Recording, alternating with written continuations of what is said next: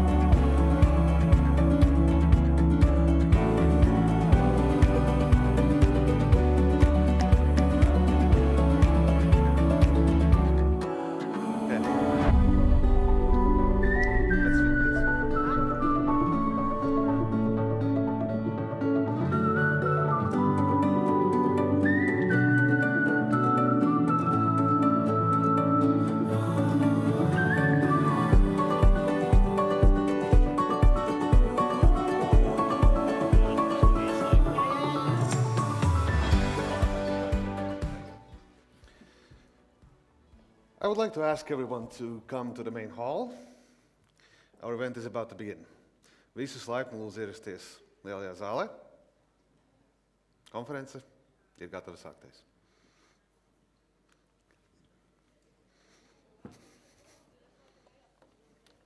Šī ir mazā zāle, lielā zāle. Liels precizējums. Uz mazo zāli. Visi laipni aicināti ierasties.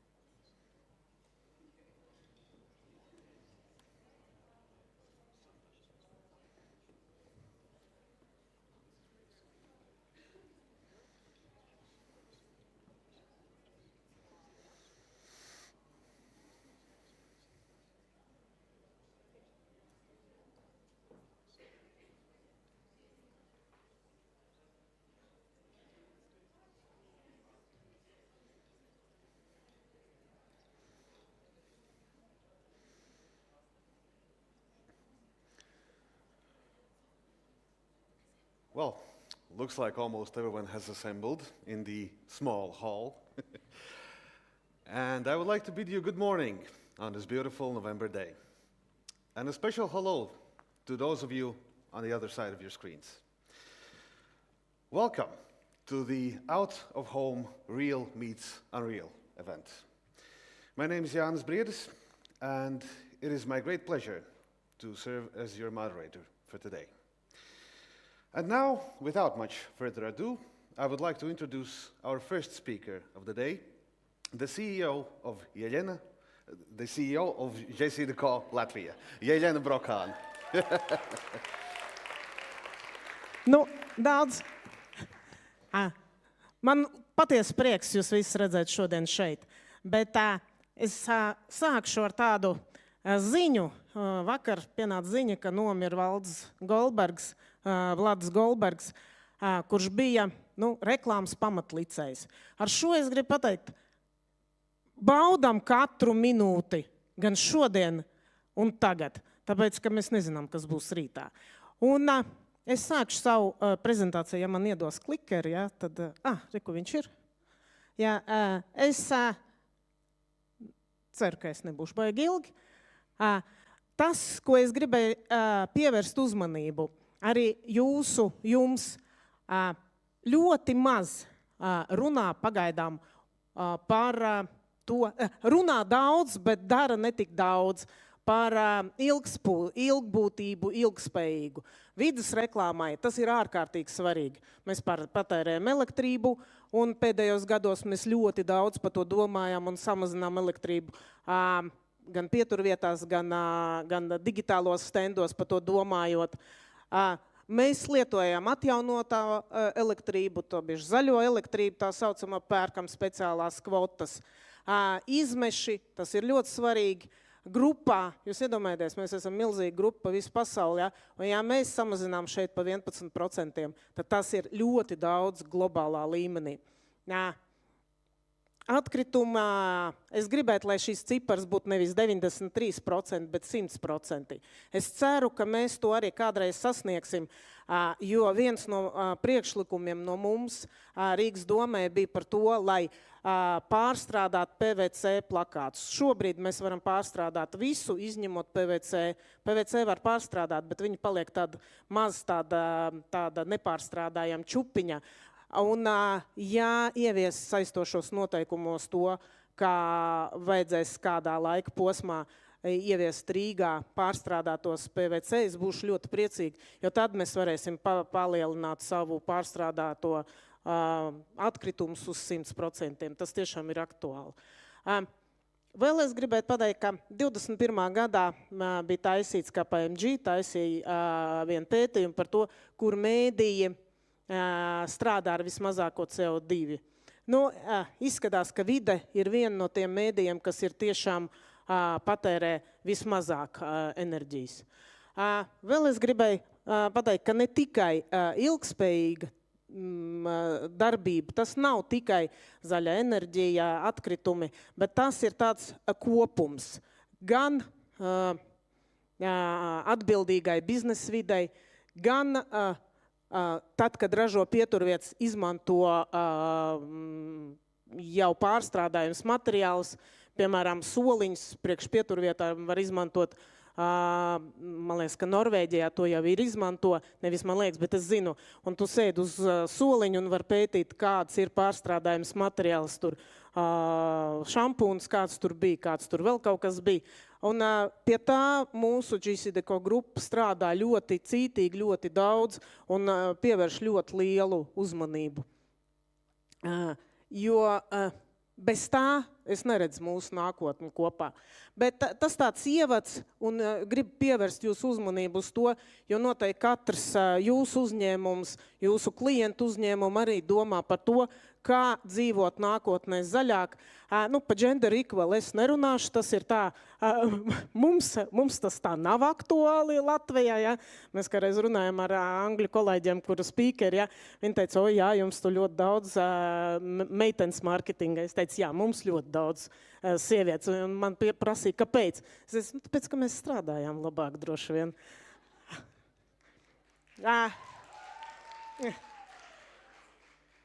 Bet vēl es gribētu arī novēlēt, ka īstenībā menedžmentā sievietes vēl nav tik daudz.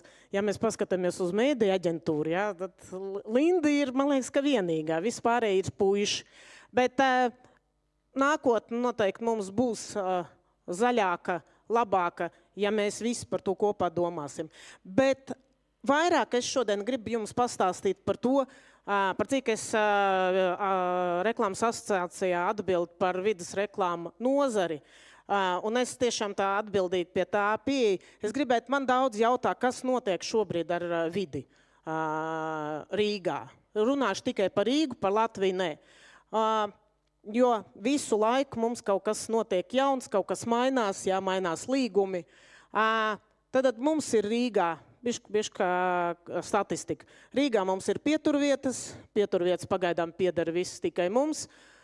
Šobrīd Rīgas doma izsludināja jaunu konkursu, jaunu aukcionu uz pieturvietām, 156 pieturvietām. Redzēs, kā viņš būs. 6. decembrī ir datums uz to, jo viens no mūsu līgumiem beigsies nākošgad, nākošais cits līgums beigsies tur 34. gadā, tā kā līdz tam vēl ir ilgas laiks. Bet katrā gadījumā šobrīd pieturvietu formāts, gan analogais, gan digitālais ir tas, kas var sasniegt Rīgas iedzīvotājs maksimāli. Ir digitālie city lighti, pa kuriem mēs jau 2 gadu laikā pa to daudz runājam. Šobrīd viņi parādās kā sēnes uz ielām, to jūs redziet. Noliktava būs liela ar daudziem digitāliem standiem. Tikai 2 gadu atpakaļ tika Rīgas doma aukcionā izsludināja 499 city light vietas. Ne visas no viņiem varēja digitalizēt, bet šobrīd tikai 10% no tā, kas ir izsludināts skaita, ir uzstādīts uz Rīgas ielām. Tā kā variet iedomāties, kā tas varētu izskatīties tālāk. Un šeit operē vairākas kompānijas. Jā. Es neskaitīšu, jūs viņus visus redzēt. Statiskais formāts zaudē ar katru gadu. Es īstenībā biju pārsteigta, kad es gatavojos prezentāciju, saskaitīt, cik daudz ir statisko formātu. Nemaz nav palicis liela formāta, nemaz nav palicis tik daudz analogie formāti. Kādreiz viņi bija 300, 400, tagad ir tikai 100. Un te ir gan lielie sienas, gan arī billboardi. Un te vēl vairāk kompānijas, kas strādā. Jo lielie formāti analogie pāriet uz digitāliem formātiem. 60 plaknes, pamatā te ir deskrīns un visual media, viens ir clear channelam, un šīs formāts attīstās. Attīstījās viņš vairāk gan pagājušajā gadā, šogad vairāk attīstība iet uz Citylight formātu. Vēl mums ir diezgan daudz indoor reklāmu, un vienu brīdi Covid laikā, protams, tā bija tāda pamirus, bet šobrīd attīstās. Šeit ir 2 kompānijas, kas strādā vairāks tirzniecības centri. Nu, tad ir arī mums lidosta. Kā iet lidostai? Es nezinu, to man jājautā jums vairāk. Jā, Samsung, es redzēju, reklāma ir lidostā, bet lidost, protams, arī attīstās. Pasažieri sāk ar vien vairāk un vairāk lidot. Man nav komunikācijas ar kompāniju, kas tur šobrīd operē. Līgums viņiem vēl uz 2 gadiem, tad redzēs, kas tur būs tālāk.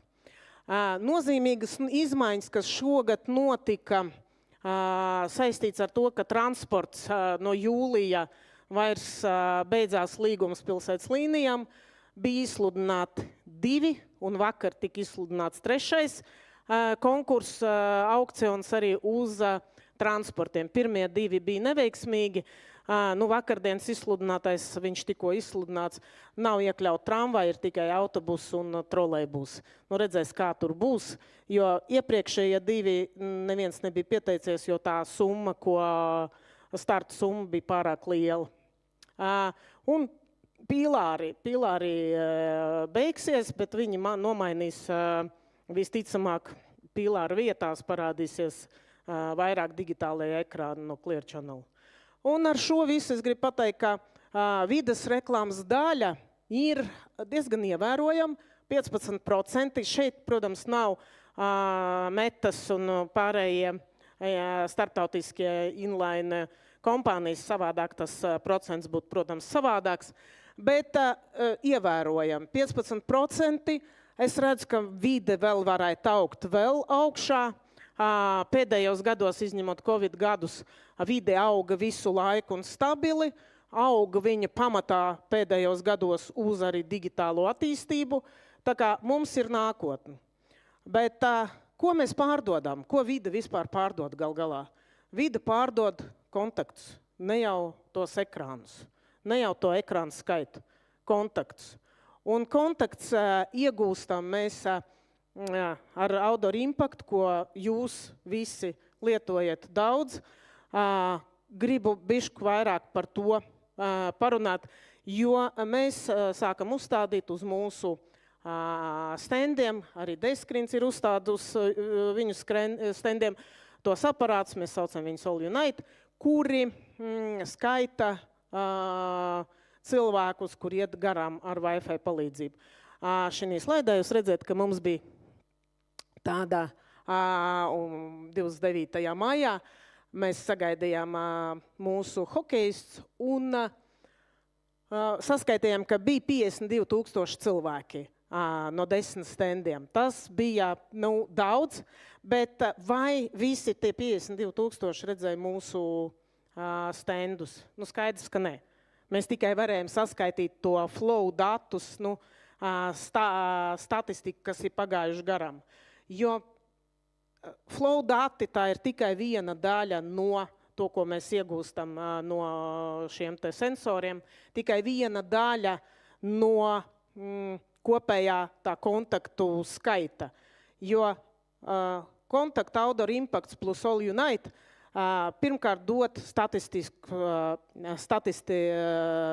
satiksmes datus, jā, tas ir flow, ko es jau minēju, ko mēs iegūstam gan no šiem te All Unite sensoriem, gan no CSDD datiem, bet klāt nāk To mēs attīstam šobrīd impaktu, un tāpēc tur ir rakstīts jauns. Jauna mums būs Travel Survey, tas ir pētījumi, kur piedalīsies 1300 cilvēks. Mēs viņu veiksim novembrī un pavasarī, jo vajag to darīt 2 reizes gadā, lai ir dažādi cilvēku ceļojumu paradumi dažādos gadu laikos. Tad ir redzamības pētījums, tas ir tāds sarežģīts uz Google Road un cilvēku skatījumu metodoloģijas zinātne, un plus, protams, konstrukciju izvietošanu uz ielām. No tā mēs arī varam iegūt vairāk vai mazāk ticams kontakts par to, kā tas ir. Plus vēl, protams, šobrīd nāk klāt reālie dati no satiksmes datiem, jo pirmajā slaidā satiksmes dati, viņi ir vēsturiski, bet vairāk vai mazāk viņi tādi ir. Tad reālie dati no Unite, viņi ir reālie dati, kādi ir šobrīd. Ja?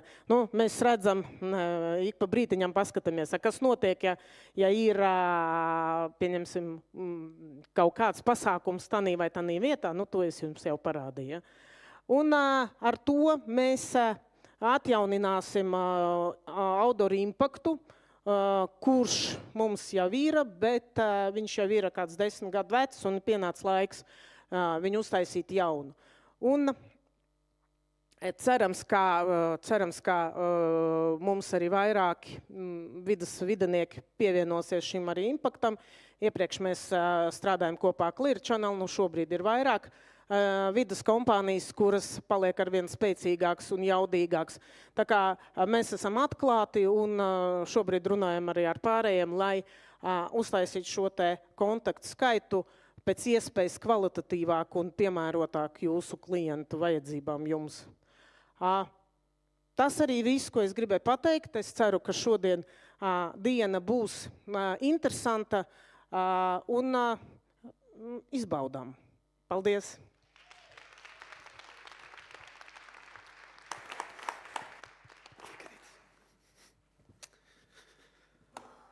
Thank you, Jana, for this powerful opening. Now, before I move on to our next speaker, I would like to make it known to you that we're going to use Slido for the duration of this conference. Feel free to scan the QR code if you want to ask any questions to our speakers.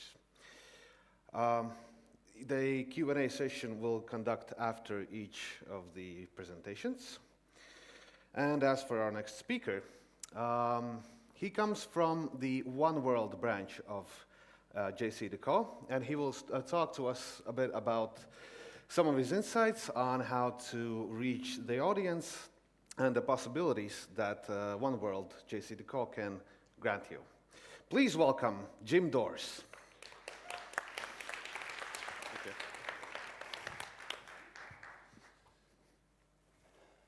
All right, thank you. Oh, that's good.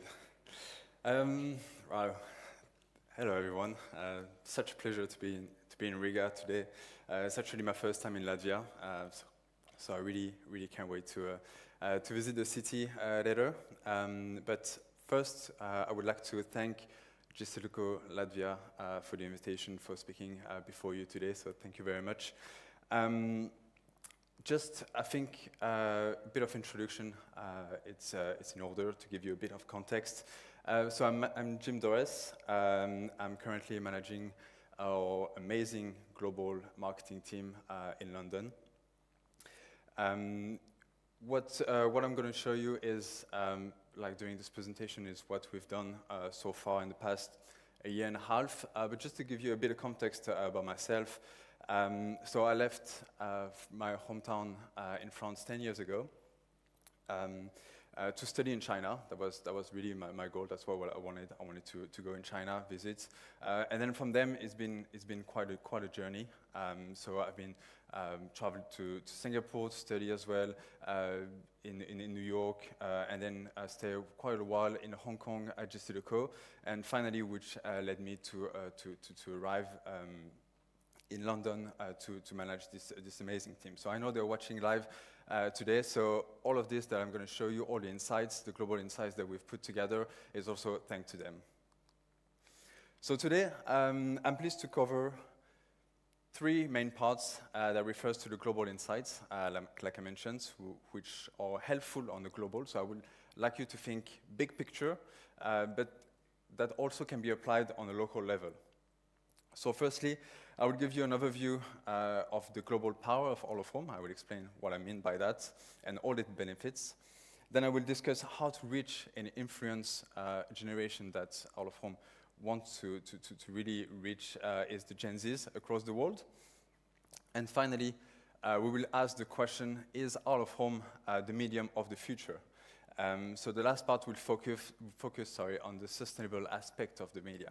And of course, I will be happy to answer all of your questions at the end of the presentation.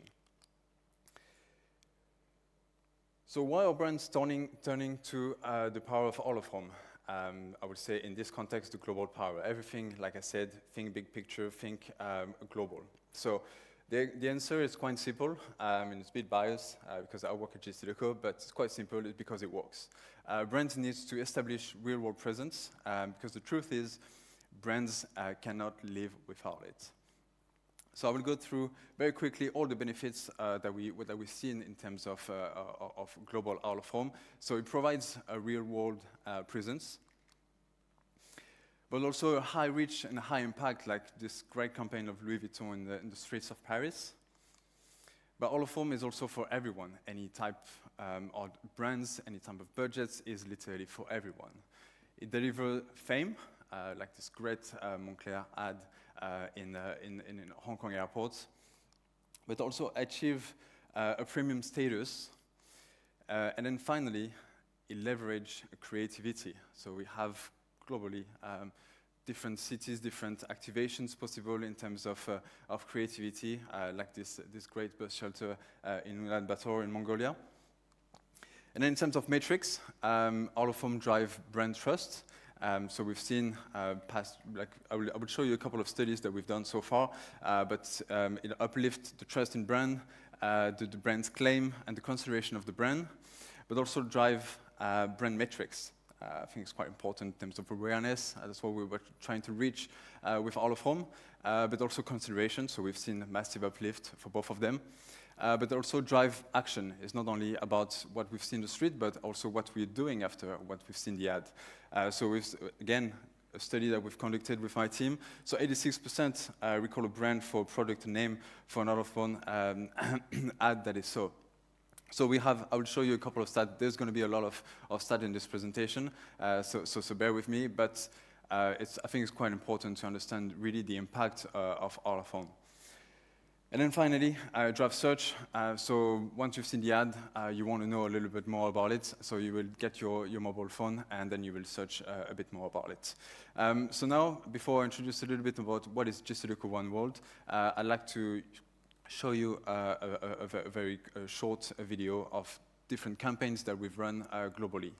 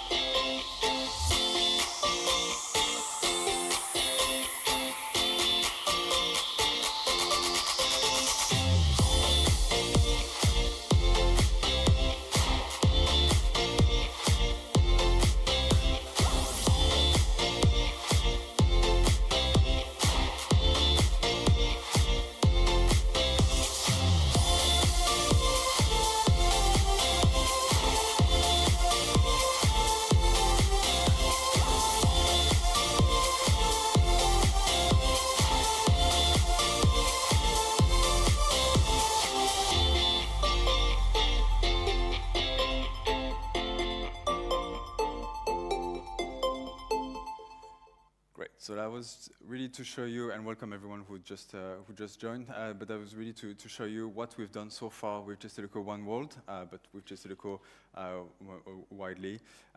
So our commitment in this team, so OneWorld stands for the international division of JCDecaux. So our commitment is building meaningful partnerships with brands, but we really focus on 5 pillars. So we are a knowledge hub, so it's centralized planning and buying. We have access to everyone, all the brands have access to a global premium portfolio, but we also have various data solutions that can help and understand how we reach on all these audiences. We also have programmatic capabilities, and then finally, and I will touch points later on this presentation about the responsible media choice. So the team works that we have 8 different offices around the world that covers all the regions, really, the idea is to have one contact point. If your brand wishes to advertise, let's say in 10, 15 markets, you will have to discuss only with one person, and then we can accommodate to really have your campaign brought in 10, 15 countries.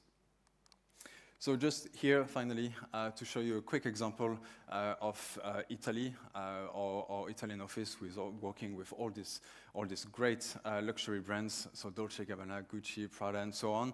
And the idea is that they have one contact point with our office in Italy, in Milan, and then they're able to advertise on all our premium screens around the world, so here in Dubai Airport, in Beijing, or in Shanghai. So it's really to show how we can reach everywhere. So that was for the OneWorld part, I would say like the quite important introduction that I wanted to give of context about us. And now, in terms of insight, global insights, I will start with a specific audience, like I mentioned in the introduction, Gen Zs. So how all of home is reaching and influencing Gen Z. So it's a study I will show you. Again, there's a lot of stats, but it's really important for everyone to understand how all of home can cater it. So who are the Gen Zs? So the digital age, evolution of the economic landscape and changing global environments has been a major contributor towards shaping their identity. Therefore, all these behaviors are driven by these factors.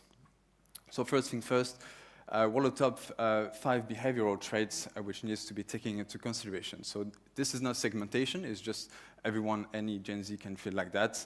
It's just to explain a little bit more about it. So we have the social advocates, which expect sustainability from brands. We have the trailblazers, they prefer to see authenticity in brand values. We have the serial streamers, so driven to convenience. Then we have pragmatism versus idealism, so juggling balance of career and activism. And then finally, we have the novelty seekers. So it's all about real-life experience. So we'll try to understand how out of home can really reach all the specificities of this generation. And then a very quick stat to start, that 86% of Gen Z find out of home advertisements appealing, so either relaxing, engaging, pleasant, eye-catching, and informative. So it's really to give you a little bit of understanding about this generation. So let's start with social advocates. So diving deeper in this behavior. So according to various sources, so what we've done so far is not, we haven't done only all studies, but we put together various studies from various consulting companies like McKinsey, Deloitte, PwC, and then we put together all of that to really make our numbers speak. So Gen Zs are an environmentally conscious group. That's a fact, like many of the other generations as well, but especially for Gen Z. So they have this unwavering need to support sustainability. As mentioned, 70% of Gen Zs are engaged in a social or political cause. Gen Zs favor the brands which resonate strongly with their own personal values, and they expect to see commitments from brands within the domain of sustainability. Then we have, again, a couple of stats, but 71% of Gen Z are attracted to out-of-home advertisement, which reflects sustainability. So that's something that you can do in your message with your brand, is really to reflect sustainability and how your brand can help that. Then we have Moving on swiftly on the trailblazers. Gen Zs are all about standing out rather than fitting in when fashion is concerned, all the industries. Their desire for constant change in fashion is at odds with their eco-scruples, and there is consciously counterbalanced by supporting brands that communicate with transparency. Overall, 58% of Gen Z trust the brand's messages on an all-of-home advertisement. So here we bring trust into the equation of all-of-home and this specific audience. Then 78% of Gen Zs engage with an all-of-home advertisement that represent brand values and authenticity. So brands communicate transparency and authenticity through image of real-world customers, as 82% of Gen Z trend to trust the brand more. So really understand that Gen Zs follow their own path in the world. Then we have the serial streamers. Is not only for Gen Z, everyone, including me. So convenience and ease are high priorities. So streaming services have added the element of convenience of access, TV shows, movies, songs that are only one click away. So considering that I have seen the era for finding movies and shows online with buying on live prints and watching them on TV with a million ads, I personally do appreciate the convenience of streaming services. Therefore, there's no surprise that convenience is one of the priority. So it also increases the engagement rate of the advertisement, as 64% of Gen Z regularly scan the QR code that we can see on some of the creatives. So QR code to find out more information about the show, movies, or songs. So that's something that you can add to your creative to really reach this audience. Then we have the pragmatism versus idealism. So Gen Zs are considered to be a unique demographic cohort, as they have a strong semblance of modern day values, which at times can be perceived as conflicting due to their everyday choices. So they are generally more pragmatic, which both worries for the future in terms of their careers and a conflicted sense of idealism when it comes to their domain, for world culture, such as more flexibility, addressing climate change, mental health, no hustle work culture, more fair pay, and so on. But as mentioned, 72% of Gen Z are protective of their work-life balance. So further from brands, they demand inclusivity and social responsibility. This is supported by our research, while 75% of them want brands to include inclusivity within their advertisements. 72% of them engages with an out-of-home ad, which includes inclusivity. And then finally, the fifth behavioral trait of this generation is that they do believe that they deserve to live a first-class life. They're all about seizing the moments, enriching their day-to-day lives with unforgettable experiences, creating memories, making profound emotional connection. So we'll get a little bit later on the emotional impact of all of them.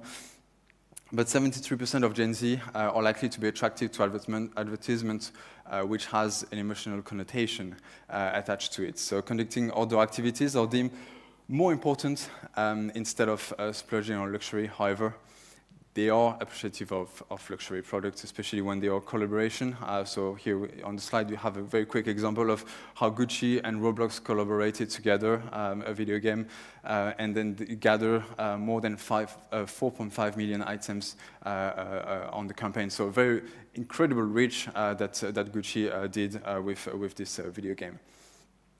So in addition, since they're all about life experiences, they expect brands to offer personal experiences as well. So all of them can deliver that, basically.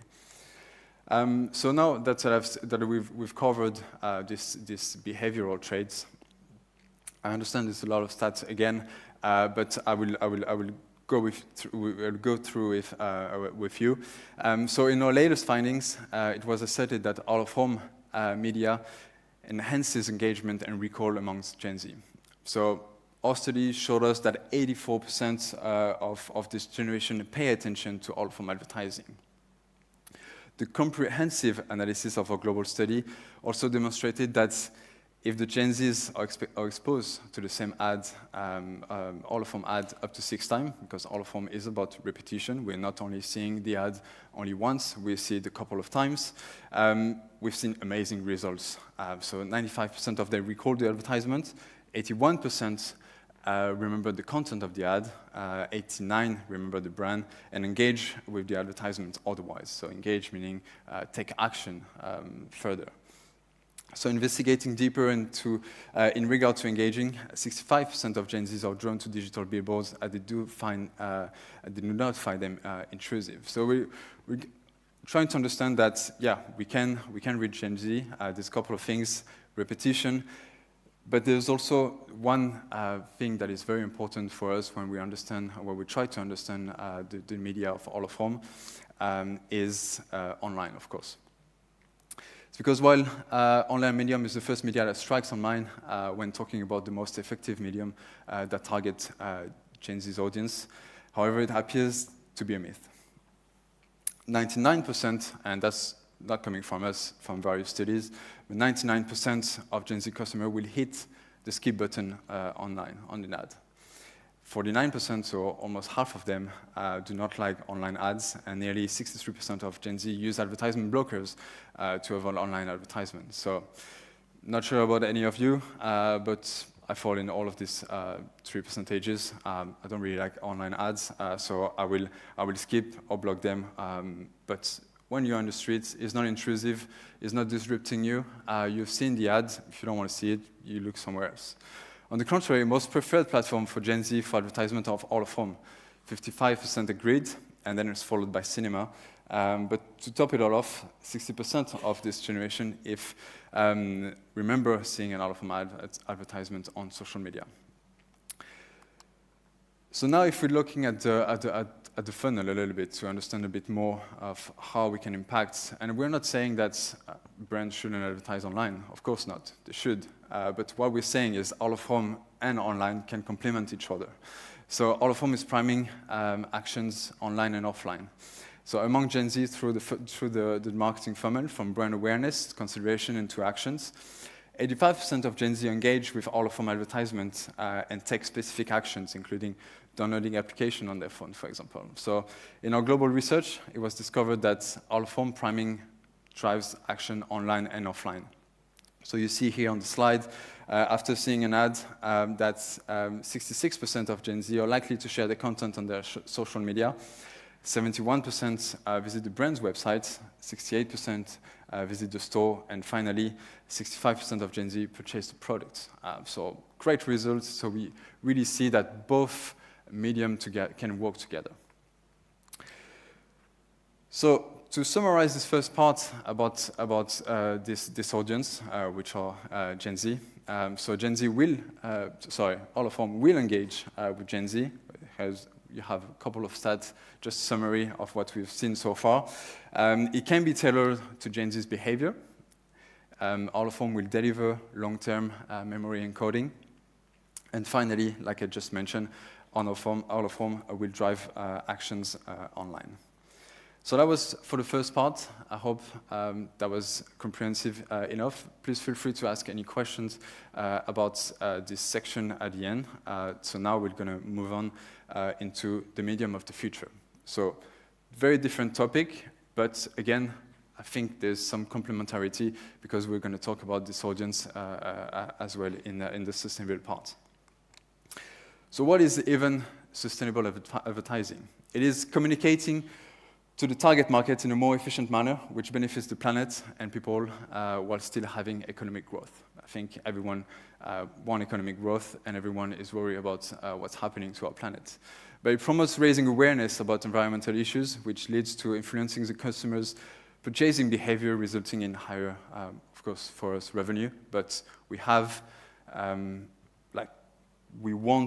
we have the power of influencing people for the good.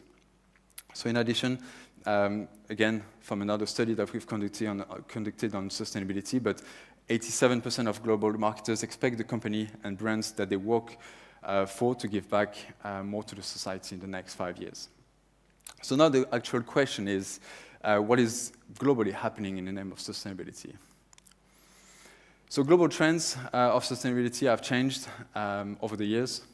The emerging importance of being eco-friendly is being driven by the target markets, but also marketers. So in this presentation, we're going to see the aspect of consumers, but also marketers, like any of you in the room here.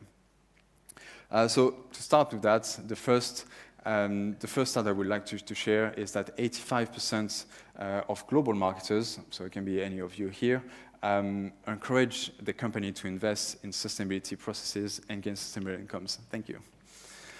So the trends which has increased over the years include an increase in the use of renewable energy sources, more recycling, more use of sustainable materials, an increase of responsibility and transparency, efficiency from brands. So here, 5 main, if we can call them trends, I don't know if it's the right word, but how businesses are doing are actually at the moment doing to increase the sustainability aspect of the company. So an increased use of renewable energy sources, more recycling, more sustainable materials, increased responsibility and transparency, and in efficiency technology. So now if we dive a bit deeper on who really is the target market for sustainability, is predominantly, again, Gen Z, but also millennials. These are the main markets that our audiences that we identified, the main consumers. But of course, it's for everyone. Everyone is concerned about it. Green marketing is expanding and will be expanded further in the future. And this expansion is majorly being driven by Gen Zs and millennials. So sustainability is important to 80% of consumers. So this comes again from a study. They are willing to pay 10% more on sustainable products.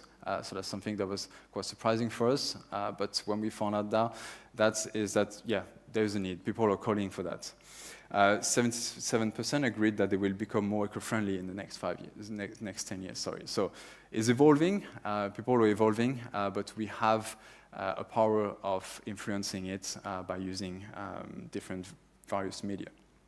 So in the graph on the bottom left corner shows which factors are important when purchasing the products. So it's no longer the brand of the name of the brand that is topping everything. Of course, it's important. Everyone is going to look for the best brand, but sustainability is also highly important now when it comes to purchase decision. So younger audience, especially Gen Z and millennials and marketers, are expecting sustainability from brands. So 80% of younger audience agree that it is fundamental for businesses to invest in sustainable outcomes, sustainable processes, to gain sustainable outcomes. So 68% tend to spend more on brands who are working towards sustainability. 72% promote social responsibility for brands. And further 5 years down the line, 75% respondents will like brands to continue to consume 100% renewable energy.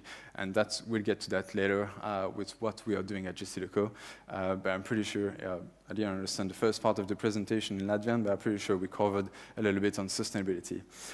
So in addition, for 80% of marketers, so again, all of you, it is important for the media choice to reach their goal of carbon neutrality. So when you're choosing a media, when you're working with a brand, or if you're a brand, it is important for you guys to in the media choice to reach the carbon neutrality. So knowing what the target market and marketer demands, let's find out what this means for businesses. So I'm just going to grab a little bit of water. Businesses must care about sustainability. Like I said, because how sustainable a brand company is influences brand choices by 71% of respondents. Sustainable ads increase persuasion. So here, very, very, very incredibly strong numbers.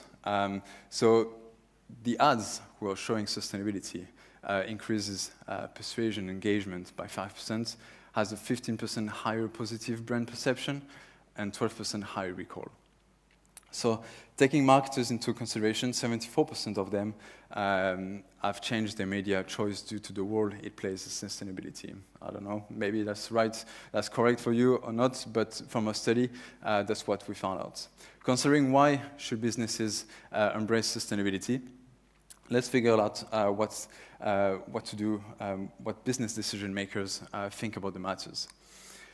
So here, it's a bit, there's a lot of information on this slide, on this graph, but basically what the message that I want to provide with this is nearly 100% of CEOs now believe sustainability is critical to the company's future success.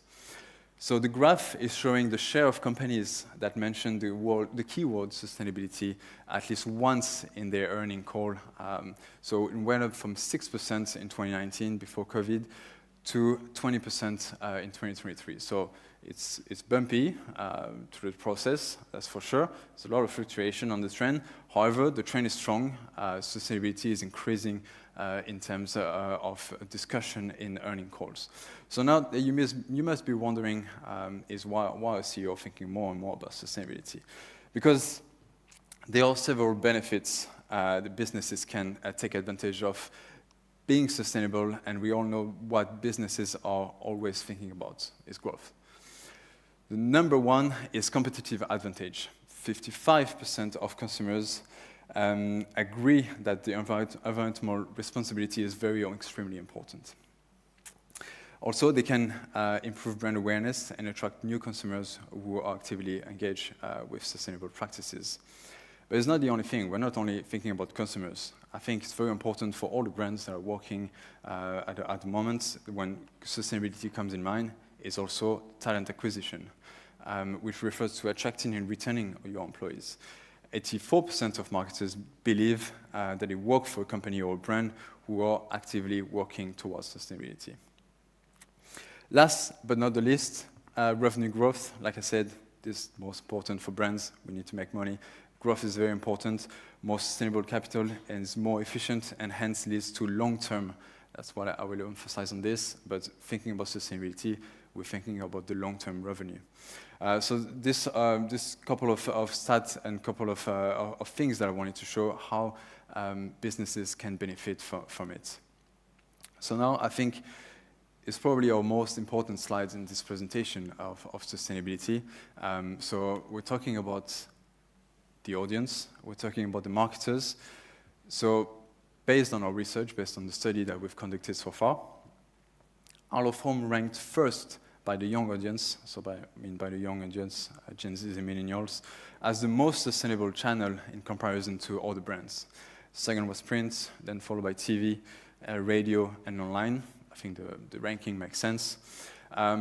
But then, which was surprising for us, is when we asked marketers globally. So when I mean globally, we conducted a study in 10 markets, 200 marketers per market. Out of Home was ranked second. First one was online, which was quite surprising for us. Second was Out of Home, then followed by TV, radio, and then finally print. And then again, we divided into two, but a couple of stats to show what audiences, customers think, and then marketers think. So 59% of respondents believe Out of Home is the medium of the future. So that's what they are saying. Then 57% are likely to purchase a product advertised Out of Home as it is a trusted media, a sustainable channel. And then 77% of marketers believe that they are taking a step forward towards sustainability they advertise on an Out of Home platform. So that's when you're willing to go on Out of Home, you're taking a step towards sustainability. And then 74% of marketers are likely to advertise Out of Home as they trust the medium to be sustainable. But then we have different Out of Home ad formats who are considered sustainable. Our research revealed that Out of Home was ranked up amongst other media channels in terms of sustainability. Some formats, like experiential sites or full digital screens, will normally be perceived as high energy consuming formats, but the research and the results show otherwise. For example, 70% of the people that we ask agreed that interactive, immersive, experiential ads are sustainable. And we also have a stat on digital screens. So Don't know about any of you, but what strikes me the most is what is out of home doing to create such perception against the target audience. This are the current steps being taken towards sustainability by out of home media, which are the following. So here I'm not talking about only JCDecaux, but out of home in general. So we have repurposing of out of home. So billboard being turned into pollution fighters to purify the air. So this all kind of innovation. I'm not saying that is all the billboards and not everything, or not all of them are like that, but this is all more and more getting into different markets. I think second thing that I would like to discuss about is giving back to the community. I think that's something that we haven't touched point on it yet, but it's very, very present in the UK. We discussed, and as well in France, is how out of home in general can give back to the community. I think a very, very important stat is that 50% of the out of home advertisement budgets go back to the public projects and local communities. I think that's very important. Of course, it varies countries to countries, but then the money invested go back to the community.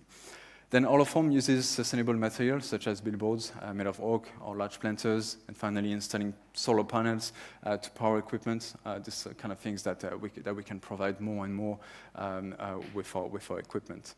But then JCDecaux, finally, the leading sustainable media owner. Firstly, 27% of JCDecaux emissions have already been reduced against our 2019 baseline. Secondly, we're working on 3 different scopes. So with direct and indirect emissions.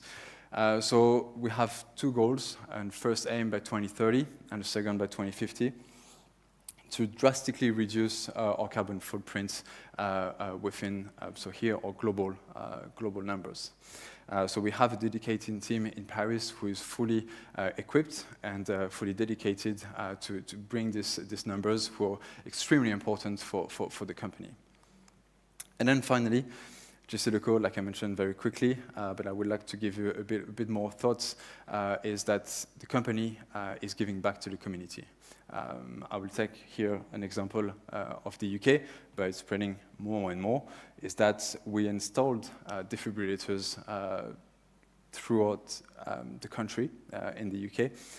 Over 180 defibrillators have been installed, and it's been used like more than 500 times, and like literally saved lives. So it's bringing more. The project is going to go wider than the UK, but that's very, very important for us as giving back to the community. Then, of course, I'm sure you're aware that some countries, some cities, we're supplying self-services bike. In 57 cities, actually.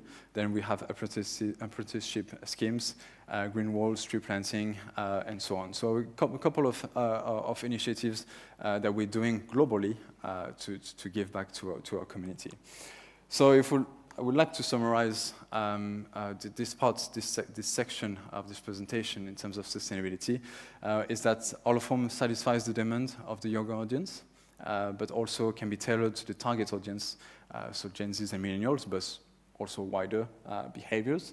All of home promotes sustainability, and finally, all of home gives back to community. So again, a lot of stats. Sorry, I understand there was a lot of information to gather everything, but to answer the question that I was asking at the beginning of this part of the presentation, in conclusion, all of home is the sustainable media of the present, but also of the future. So, thank you very much for listening. I'm happy to answer any question that you may have, or if you want to take over, yeah. Thank you, Jim. Oh yeah, you should say. Okay. I will be asking you the questions from our Slido. Okay. My personal 2 takeaways. First, teenagers are scary, but data makes them less scary. Yeah. And the second, future is green. Now, about the questions. The first one from one of our viewers is out-of-home advertisement nowadays only for big/reach brands? You don't see small local brands advertising in out-of-home, and do you see a problem of out-of-home becoming too prestige? Okay. Interesting. Yeah, we tend to see big brands advertised because really it shows like a premium status when you're all of home.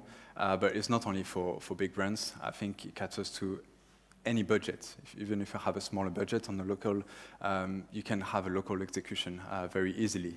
You can speak with anyone at JCDecaux. We have, of course, a team dedicated for bigger budgets, but also for smaller budget. And I believe there's a speaker after me or later who is going to talk a bit more about it. So yeah, I think any budget is welcome to do out of home. And I don't see really a problem is that when we see out of home, we know we can trust the message that is advertised on it. So I think particularly personally, I don't see a problem in that. All right, Yeah. understood. Thank you for your answer. Now, on to the next question. You have worked in out-of-home in very different markets, Asia, US, and Europe. What would you say is the main difference regarding consumers, media buying, etc., between those continents? That's a very interesting question. I think the first thing is how to reach audience. I think there's different understanding of like if we talk about creativity, how to build an all-of-home ads. I think it really differs from market to market. We want like something that is made for Europe won't work for in Asia, for example. So I think the creativity aspect of it is really important. And then in terms of media buying.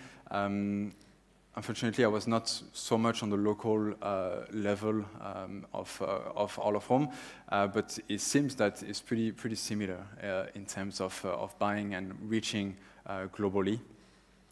So yeah, I think that's the main difference will be in terms of creativity and how this creativity helps to reach this specific audience that they want to reach. Yeah. Yeah. All right, thank you. Now, regarding CO2, do you have an experience of planning out-of-home campaigns and calculating the CO2 for any of the clients? And will we add CO2 counts to our media plans in the following years? Sorry, repeat the question one time. Do you have experience of planning out-of-home campaigns and calculating the CO2 counts for any of those campaigns? Okay. And do you believe that we will add CO2 counts to our media plans in the following years? Okay, yeah, interesting. I think, our medium is going towards a really carbon neutrality.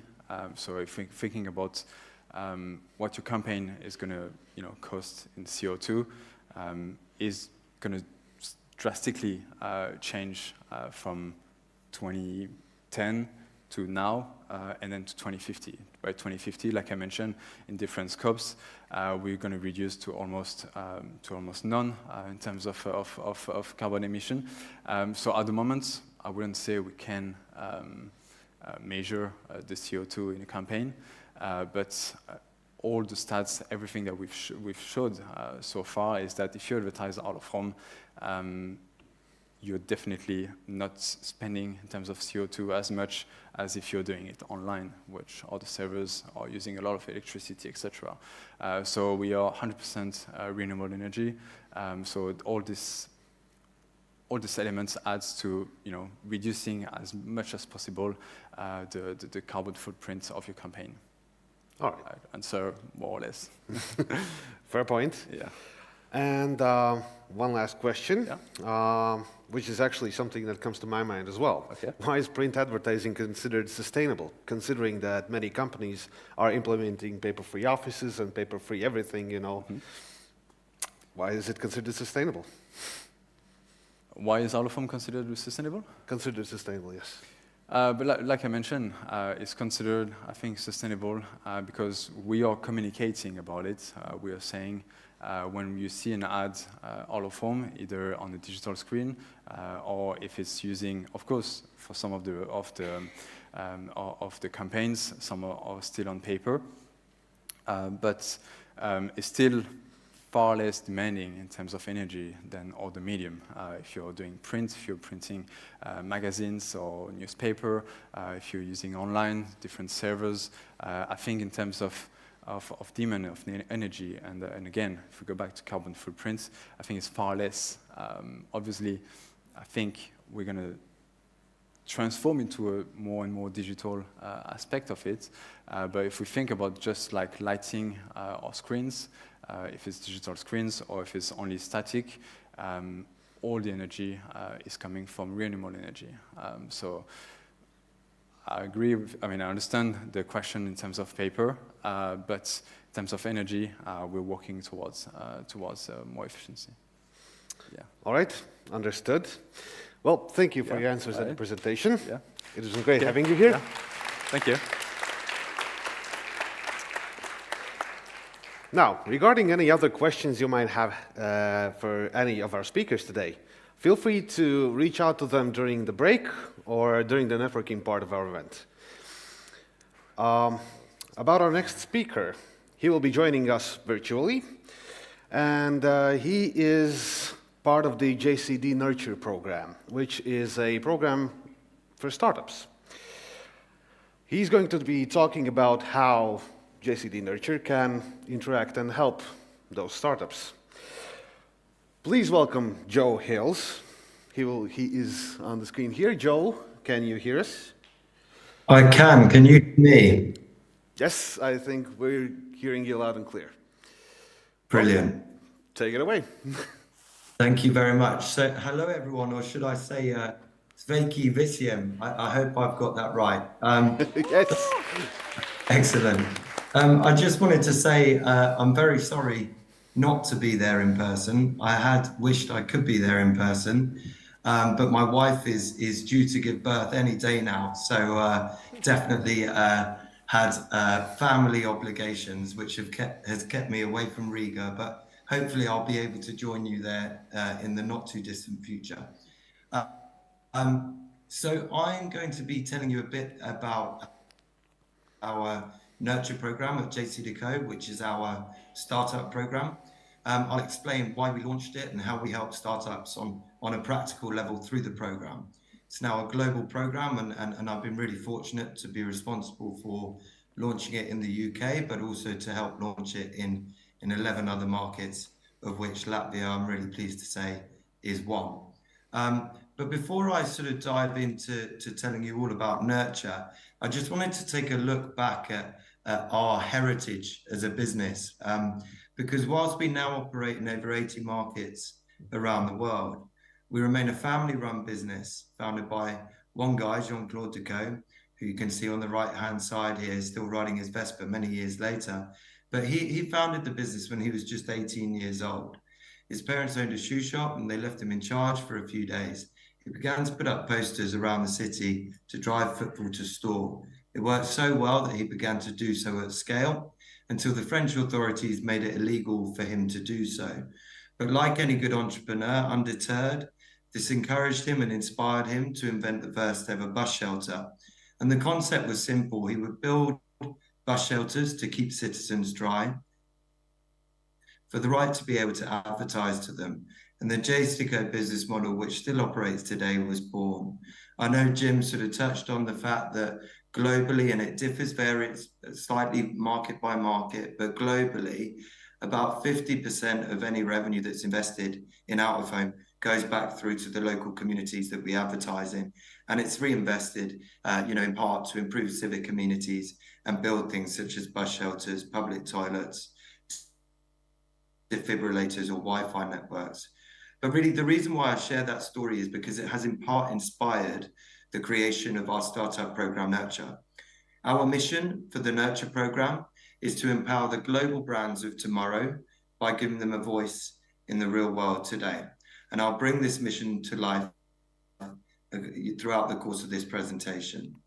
But what really prompted us to create it alongside our entrepreneurial heritage? Well, firstly, really what was happening back in 2015, before we launched the program, is we were seeing this growing appetite from startups and early stage businesses to want to use out-of-home media to build awareness and to build fame and to accelerate their growth. But what we found was they often lacked the resource and experience to get the most from out-of-home it can deliver. So that was something we needed to address and to fix and to ensure that startups had a positive experience of using out of home.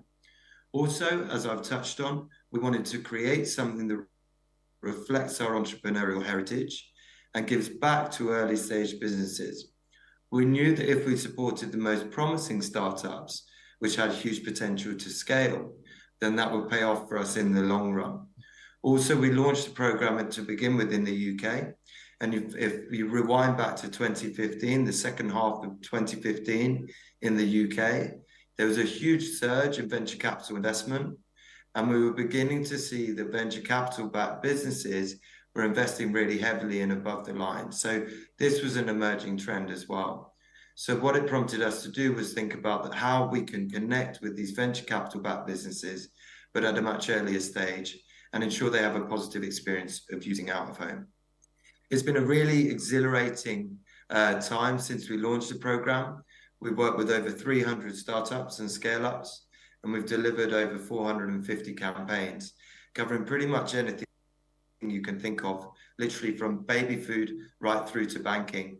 And, you know, we're really, really sort of inspired by the work that we do with startups. It's, you know, what gets us out of bed in the morning is really sort of those magical moments when we go on a site tour with a founder and they see their business on a billboard for the very first time. But also it's really, really encouraging when we see the positive, tangible returns that we're able to produce for the startups that we work with. And I'll share a few case studies at the end of this presentation. So how do we empower startups on a practical level through the program? So first of all, we help them with access to data. So as a business globally, we've invested really, really heavily in understanding how we can use our medium to reach different audiences, different target audience groups. And so we use this data to produce really smart data-led plans, working closely with the startups to help them understand who their target audience could be. Also, getting the creative right is essential to the success of any out-of-home campaign. So we work really closely providing best practices and advising the startups how best to design for out-of-home specifically. We've also invested in a really smart piece of technology that uses eye tracking technology, as well as AI, and it enables us to scan different compositions of artwork to understand what's going to grab people's attention. So we run all of the artwork that goes live through Nurture through this platform to ensure that it's going to be as impactful as possible.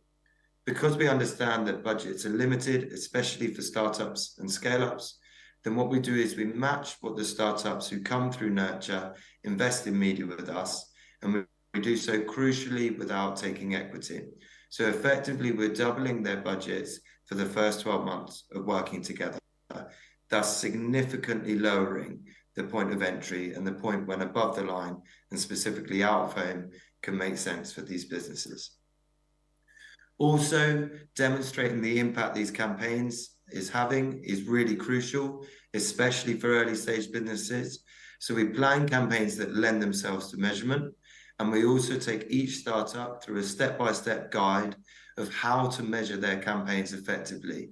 And this step-by-step guide has been created based on a series of interviews which I've conducted with scale-up CMOs who are now investing 7 figures plus in their out-of-home each year with JCDecaux. So they themselves, you know, have got rigorous means to test the impact their campaigns are having. And this educational approach is really crucial to the support that we provide through Nurture, such that all of the marketers that we're working with can go back to their board and their board of investors and say, look, this is what we've invested in above the line, but this is the tangible returns that we're seeing from that investment. And finally, Nurture, the program is referral-led, and the referrals come from the connections that we've made with crucial partners across the startup network. So we have partnerships in place with the likes of Amazon and WeWork and Visa on a global level, but also we have local partnerships in place with venture capital funds. In fact, there's over 45 venture capital funds who have referred at least one or two of their portfolio through to Nurture. And the way in which we work with them is they refer their portfolio through to Nurture when they're looking at offline marketing. And we in turn refer the most promising startups that we meet back through to this network of investors. We help the investors with their own deal flow, but we also help the startups get access to funding. And the whole thing goes full circle. So that brings me back to our mission, which is to empower the global brands of tomorrow by giving them a voice in the real world today. And when we talk about voice here, really what we're referring to is helping them to build a brand and to connect with consumers offline as well as online and in the real world. And the reason we're so passionate about helping them do this, and I'm sure many of you in the audience will have seen this chart many, many times, but the reason we're so passionate about helping them do this is because we know that in order to achieve long-term sustained growth, it's really, really important that startups begin to build their brand as well as focusing on their short-term acquisition study. And this is the main finding from a really extensive piece of research by two leading academics, Binet and Field, who looked at over 1,000 case studies, took over 30 years to compile the research, and they were looking at advertising effectiveness and the balance, the right balance that marketers should employ between focusing on short-term acquisition and long-term brand building. And we recognize that especially with startups, you know, the focus actually needs to be more in the acquisition phase, perhaps 90% in acquisition and 10% in brand building. But what we know is that it's imperative that as early as possible, they begin to also build their brand. And also the other reason why we're really sort of passionate about helping startups do this is because what we see time and time again is these early stage businesses doing the same thing time and time again and expecting to see different results. And when they invest almost exclusively online through social platforms up until when we begin to work with them, what they often report is that they begin to see a point of saturation and actually diminishing returns. So once they're investing time and time again online, actually, you know, their cost per acquisition in time actually begins to increase. And really crucially, you know, for me, based on experience and having worked with over 300 startups through the program now, what we see is that startups operate in a really competitive space. It's naturally very competitive. And there is always another startup who's raised more investment, who's looking to roll out a similar product or solution. But really the best way that startups can protect and future-proof their business is to build a brand. Because as Sir John Hegarty puts it, anyone can steal your idea, but they cannot steal your brand. I just wanted to wrap up really before we go to some questions by sharing a few case studies. So the first one I wanted to share is for a brilliant startup called Hertility. You can see they're really eye-catching, provocative, creative here. What they do is they sell at-home fertility kits. And what they reported was that the out-of-home helped them build a really strong degree of trust, but also they saw web traffic increase by 75% as a result of the campaign. Another startup focused in the sort of healthcare space is Gut Stuff, who promote healthier gut health and how crucial that is for people. And they ran this really clever contextual campaign, again, very sort of provocative, slightly humorous artwork, but they got picked up by various national newspapers in the UK. They were even picked up by Sky News and interviewed on Sky News. But again, they saw really strong upticks in web traffic, and also their online sales increased by 73%. Butternut Box, a business which is very close to my heart. We've worked with these guys for a number of years now. They ran a really cool campaign to ask pet owners to submit pictures of their dogs, because they sell dog food, for the chance to feature their dogs on billboards. They actually had over 2,000 entries, and you could see one proud dog in front of his billboard in this photo.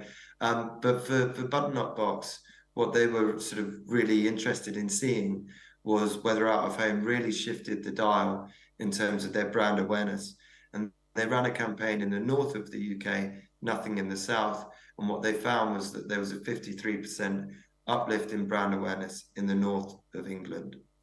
And moving on now to Mockingbird Smoothies, really delicious product, now sold in supermarkets all over the UK, but we worked with them when they were a much, much smaller business. They tracked their sales over a 6-month period, So really good, robust sort of levels of data to look at. They've only ever run campaigns with us in London, but what they reported was seeing a 47% uplift in sales versus the rest of the UK. And their only marketing activity is the out-of-home that they run with us through the Nurture program. Other than that, they run some SEO, but on the supermarket's own websites, and that's literally it. So there is no other noise, no complication. So really robust demonstration on the role that proximity out-of-home can have for food and drink brands. A couple more I wanted to share is for Waterbear, often referred to as the Netflix for impact. They're a brilliant streaming service for environmentally focused content. And what they really saw was their campaign go viral. So people were out and about taking photos and sharing pictures of their campaign. Now, I just wanted to share a few more in the sort of B2B tech space.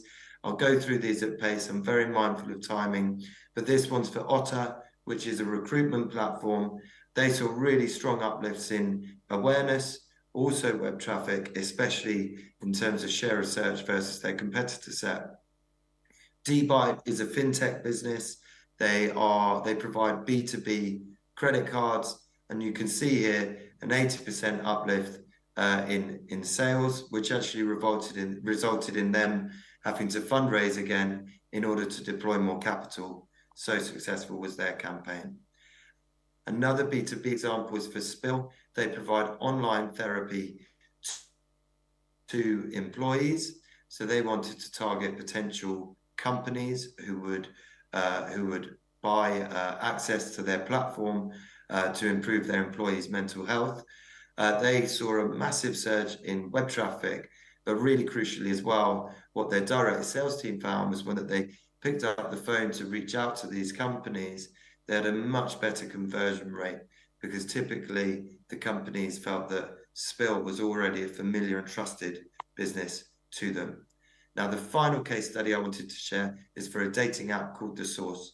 And you can see their artwork here, really bold use of QR codes. And for me, a really brilliant example of how we're now able to bridge the online and offline space thanks to the advances in technology. They saw a 30,000 uplift in organic search, so people searching specifically for The Source. But I think perhaps the biggest sort of most standout statistic from their campaign is that 6,000 people actually scanned their QR code during the course of the campaign. So really strong levels of interaction. So that's it from me. I'm really, really pleased to know that we've got a really successful Latvian startup coming on after me to sort of share their experience of using out-of-home and working with Nurture at JCDecaux, but very happy to take any questions now.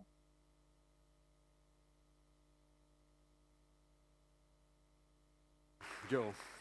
Thank you, Joe. You're very welcome. Well, I personally loved all the campaigns. They're really powerful. At least they look powerful. And especially like the ones, the provocative ones about the fertility kits. It seems that the love of puns is quite strong in the United Kingdom. Yeah, it certainly is. It works. Alrighty, so the first question would be, how many companies approximately join Nurture per year? So per year it varies by market because it significantly varies based on how mature the program is in that market, but also how mature the startup and scale-up ecosystem is in that market. Because whilst we can be very flexible and work with much smaller budgets and make them work harder than ever before, companies do still need to be at a certain stage for offline and above the line marketing to actually make sense for them.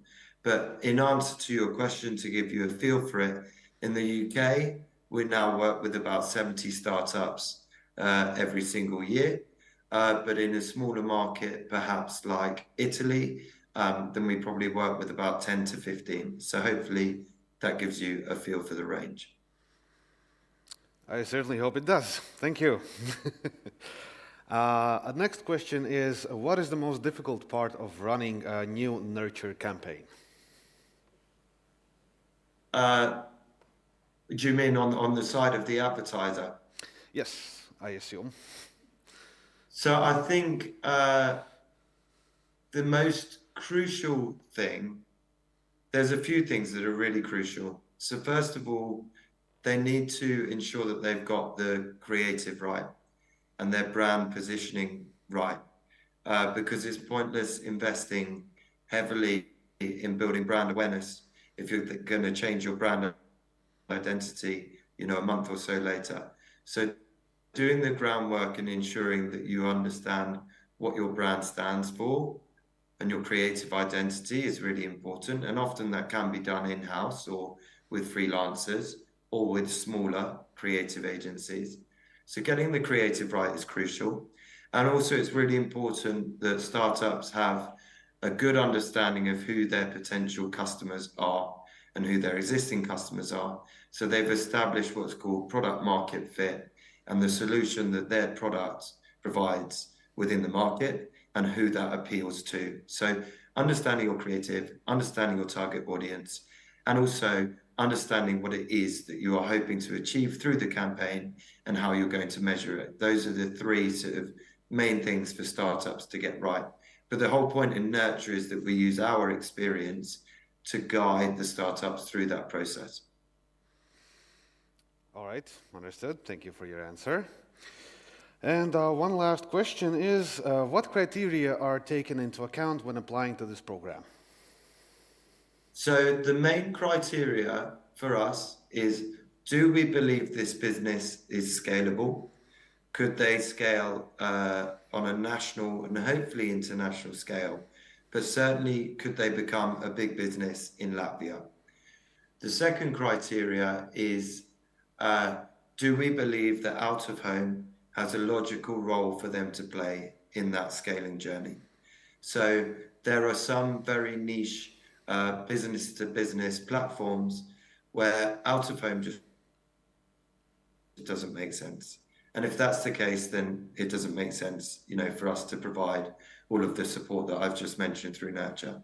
But if we think the business is scalable and we think there's a role for out-of-home to play, then provided we can have a direct conversation with some of the founding team at that company, then they're very welcome to come and join us through the Nurture program. All right, well, thank you for your presentation and your time. Let's give it up over here for Joe. You're very welcome. Thank you for having me. We're very glad to have you. Hopefully, next time you'll come over to Latvia. I really hope, maybe with a second child. Take care. Take care. Bye-bye. Goodbye. Now, as Joe already managed to halfway introduce our next speaker for me, our next speaker is one of those companies that's a somewhat young company and that has a story to tell on how they build their brand, how they came to JCDecaux. And well, to be honest, I'll just let her tell her story. Please welcome Kintija Bērzkalne. She will be speaking in Latvian.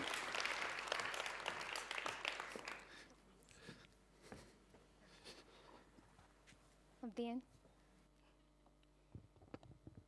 Mani dzird? Jā? Tātad, mani sauc Kintija. Es esmu JCDecaux īpašniece un idejas autore. JCDecaux ir salīdzinoši vēl aizvien jauns uzņēmums, tam nu pat decembrī būs 3 gadi. Tajā darbojos es ar savu ģimeni un manām tuvākajām draudzenēm. Šodien esmu šeit, tāpēc, ka pateicoties sadarbībā ar JCDecaux, kā izrādās, mēs esam kļuvuši par pirmo Nurture programmas dalībnieku Latvijā. Tādēļ mans šodienas mērķis ir jums pastāstīt par to, kas tad ir JCDecaux un kāda ir mūsu pieredze vides reklāmās. Tad JCDecaux ir Latvijā ražot menstruālā apakšveļa, kas galvenokārt ir paredzēta, lai atvieglotu menstruāciju rutīnu sievietei menstruāciju laikā. un tā skaitā arī samazināt vienreiz lietojamo produktu nonākšanu dabā. Un vai zinājāt, ka sieviete savas dzīves laikā patērē aptuveni 11,000 vienreiz lietojamo higienas produktu? Godīgi sakot, šie skaitļi vēl aizvien šokē mani, un tādēļ pagājušā gada Baltic Sustainability Awards konkursa ietveros mēs komandā veicām tādas kā kalkulācijas, lai noskaidrotu, cik tad vērtīgs un nozīmīgs ir dadēja produkts dabai. Un kā izrādās, šo nepilnu 3 gadu laikā, kopš mūsu darbības sākuma, mēs esam kopīgiem spēkiem pasargājuši 2,42 tonnas vienreiz lietojamo menstruāciju produktu no nenonākšanas dabā. Tad dadēji menstruālā apakšveļa ir inovatīvs risinājums, kas ir dabai draudzīgāks, un tai skaitā viņš ir, kā mums patīk teikt, mazāk kairinošs kā tamponi, ērtāks kā higienas paketes un arī parocīgāks kā tai skaitā piltuves. Un ar dadēju biksītēm katra sieviete var panākt to, ka mēs lēnā garā pavisam atsakamies no vienreiz lietojamo produktu izmantošanas menstruāciju laikā. Kā tas strādā? Atbilde ir salīdzinoši vienkārša. Biksītēs ir iestrādāti 3 auduma slāņi, kas katrs atbild par savu funkciju, lai biksīti spētu absorbēt un novērst jebkādu šķidruma noplūdi. Ar dadēju biksītēm katra sieviete var mazināt savu ekoloģisko pēdas nospiedumu, ietaupīt ikmēneša tēriņus un arī samazināt kairinājumus un alerģijas, ko nereti, bet tradicionālie higienas produkti rada. Tad biksīšu dzīves cikls ir līdz pat 5 gadiem, jo tās ir paredzētas atkārtotai lietošanai, un tās ir arī mazgājums veļas mašīnā. Tas ir viens no biežāk uzdotajiem jautājumiem, vai biksītes var mazgāt veļas mašīnā. Atbilde ir jā. Tad manis pieminētajā Baltic Sustainability Awards ceremonijā mēs iepazināmies ar JCDecaux komandu, kas tur bija kā skatītāji. Un pēc šīs ceremonijas sekoja uzaicinājums, vai mēs gribētu piedalīties Nurture programmā. Un tad, cik es saprotu par pašu programmu, jau pastāstīju iepriekš Nurture programmas vadītājs. Un es šodien pastāstīšu, kā tad mums ir gājis, kāda ir mūsu pieredze un kāda ir mūsu secinājumi. Bet pirms es to sāku, es vēlētos noskaidrot, vai kāds no zālē esošajiem pirms tam ir dzirdējis kaut ko par menstruālo veļu, par dadēju un tam līdzīgi. Droši paceļ roku tie, kas ir. Ok.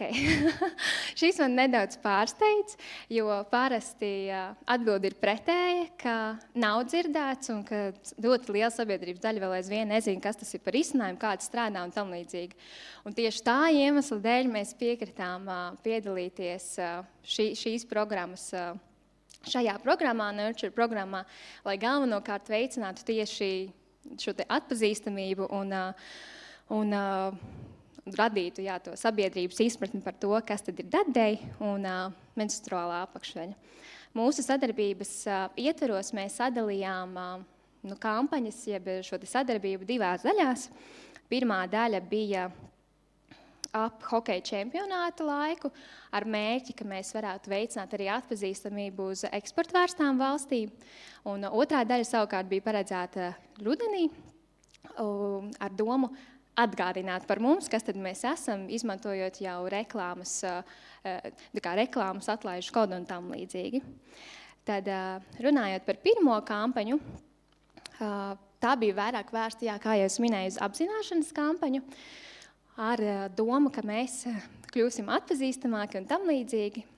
Mēs palaidām arī kampaņu veidā reklāmu TV netā, un ar mazbudžeta reklāmām Google Ads un Facebookā, lai tādā veidā to atpazīstamību panāktu gan vidē, gan arī sociālajos tīklos un viedierīcēs.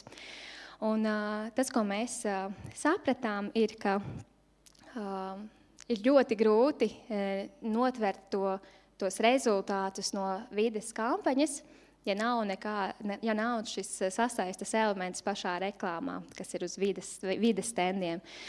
Šeit ir tas, kā izskatījās mūsu mūsu reklāmiņa. Tā gan bija kustīga, diemžēl prezentācijā kustīgos videoklipus nav iespējams ievietot, bet neskatoties uz to, ka mums nebija nekādu tādu kā bonusu cilvēkiem, kas mūs redzēja, mūsu lapas apmeklējums jebkurā gadījumā palielinājās par 13% tieši uz šo vides kampaņas reklāmas laiku. Un no tā mēs mācījāmies, un nākamajā pārdošanas kampaņā, kas bija jau rudenī, mēs bijām jau gudrāki, jau nedaudz pieredzējošāki, un reklāmās ievietojām arī izsekojamu atlaižu kodu. Kods bija Rīga, un bija palielināts budžets vairāk uz tieši sociālajiem medijiem, Facebook un Google. Un mums bija arī, ja nemaldos, tad aktīva kampaņa sadarbībā ar Air Baltica. Un šie pārdošanas kampaņas rezultāti ir stipri ievērojamāki salīdzinājumā ar atpazīstamības kampaņu. Mūsu mājaslapas apmeklējumi paaugstinājās par 98%, un atlaižu kodu Rīga izmantoja, ja nemaldos, tad ap 68 pirkumiem. Un tas ir lielā mērā pateicoties tieši vides reklāmai, jo vides reklāma mums gāja 2 nedēļas, un tieši uz šo laika periodu arī šie mājaslapas apmeklējumi paaugstinājās. Un kods ir tas, kas mums ļāva beidzot arī notvert to atgriezenisko saitni, vai vides reklāma ir noderīga mums, kā jaunam uzņēmumam, un vai mēs vispār sasniedzam mūsu auditoriju. Un tad ar šiem rezultātiem mēs apstiprinājām savas nelielās bažas, bet tas ir ļoti, ļoti noderīgs tūlis jauniem uzņēmumiem. Un tas arī no manis šodien viss, bet es vēlos pateikt ļoti, ļoti lielu paldies JCDecaux vispār par šādu iespēju jauniem uzņēmumiem nepadoties un gūt jaunas pieredzes caur šāda veida kampaņām. Un atsevišķi paldies tieši JCDecaux Latvija komandai, kas mums palīdzēja vides reklāmās, piekoriģēja, laboja, ieteica, kā labāk sasniegt tieši mūsu auditoriju no pat A līdz Z. Tā kā liels jums paldies!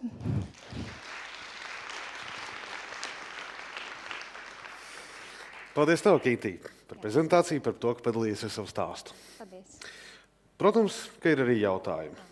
Tad es Pirmais nav gluži jautājums, tas drīzāk ir kompliments. Lietoju jūsu produktus katru mēnesi. Man ļoti patīk, iesaku citiem izmēģināt. Paldies! Nē, protams, kāds no zāles nēs. Savukārt par jautājumiem. Vai gaidīja, ka īstenoto kampaņu rezultāti būs tādi, kā minēja prezentācijā? Godīgi sakot, kad mēs uzsākām sadarbību, manas ekspektācijas nebija baigi lielas, jo mums par cik ir, redziet, šeit auditorija zināja par to, kas tas ir, bet pārsvarā mēs saskaramies ar to, ka mums ir jāpārliecina sabiedrība par to, ka šis risinājums ir efektīvs un ka tas ir vajadzīgs.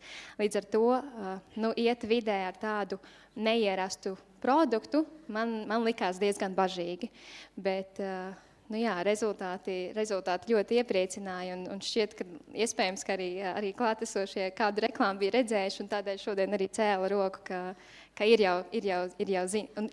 jau zināšanas par to, kas tas ir. Skaidrs, paldies. Prieks dzirdēt pozitīvas atsauksmes, protams. Jautājums ir, vai plānojat kampaņas tikai Latvijā vai arī ejat uz globāliem tirgiem? Vai jautājums ir tieši vides kampaņas? Es domāju, ka jūsu pašu, kā lai tu pasaka, mērķa auditorijas kampaņas. Mans kā jaunās uzņēmējs mērķis bija jau pirmajā gadā. Mēs būsim eksportā un mūsu produkti būs visā Eiropā un tam līdzīgi, bet, protams, tas mērķis vēl aizvien ir vienkārši tās ekspektācijas un tā jauda ir nedaudz nostājusies uz reālo situāciju tirgu. Un mēs vēršam arī kampaņas, kā jūs minēja, Air Baltica sadarbība, tas arī ir tāds Eiropas līmeņa jau auditorija, mums ir arī sadarbības ar Lietuvu un Igauniju. Īsumā atbildi ir jā, mēs cenšamies. Skaidrs. Paldies tev par prezentāciju, tavu laiku un atbildēm. Paldies.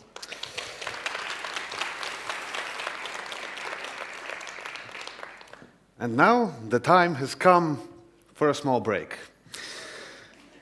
Please have some coffee, have some snacks, and the break will be for about 20 minutes until 5 to 2 o'clock. Then we will start our next presentation, and we will be inviting you back to the hall at 10 before 2 o'clock. Thank you.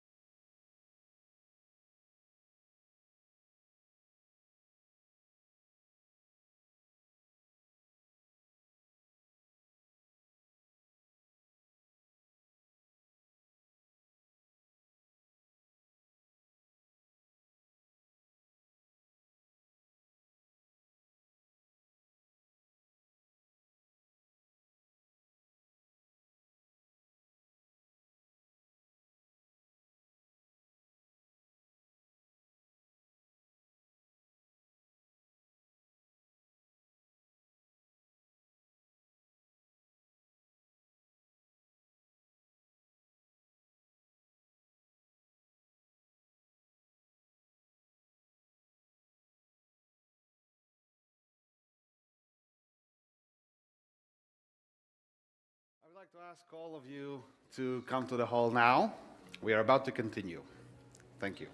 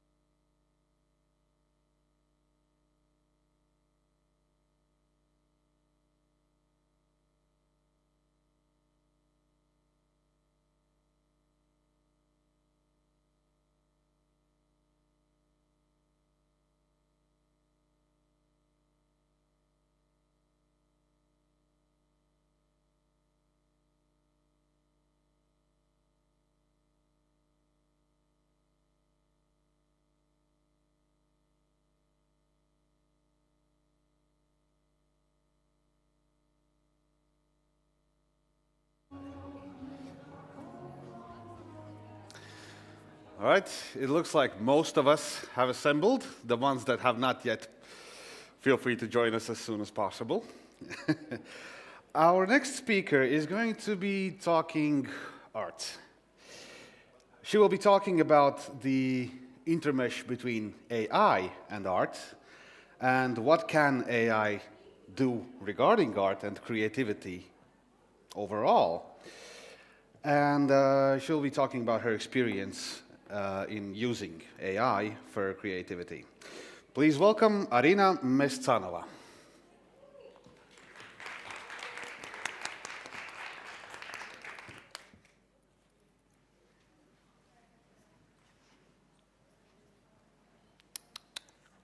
Okay.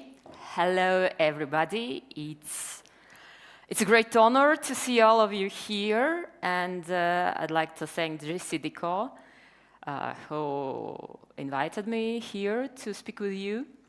I'm going to tell you a little bit about a very modern topic right now, about AI, text-to-image models, and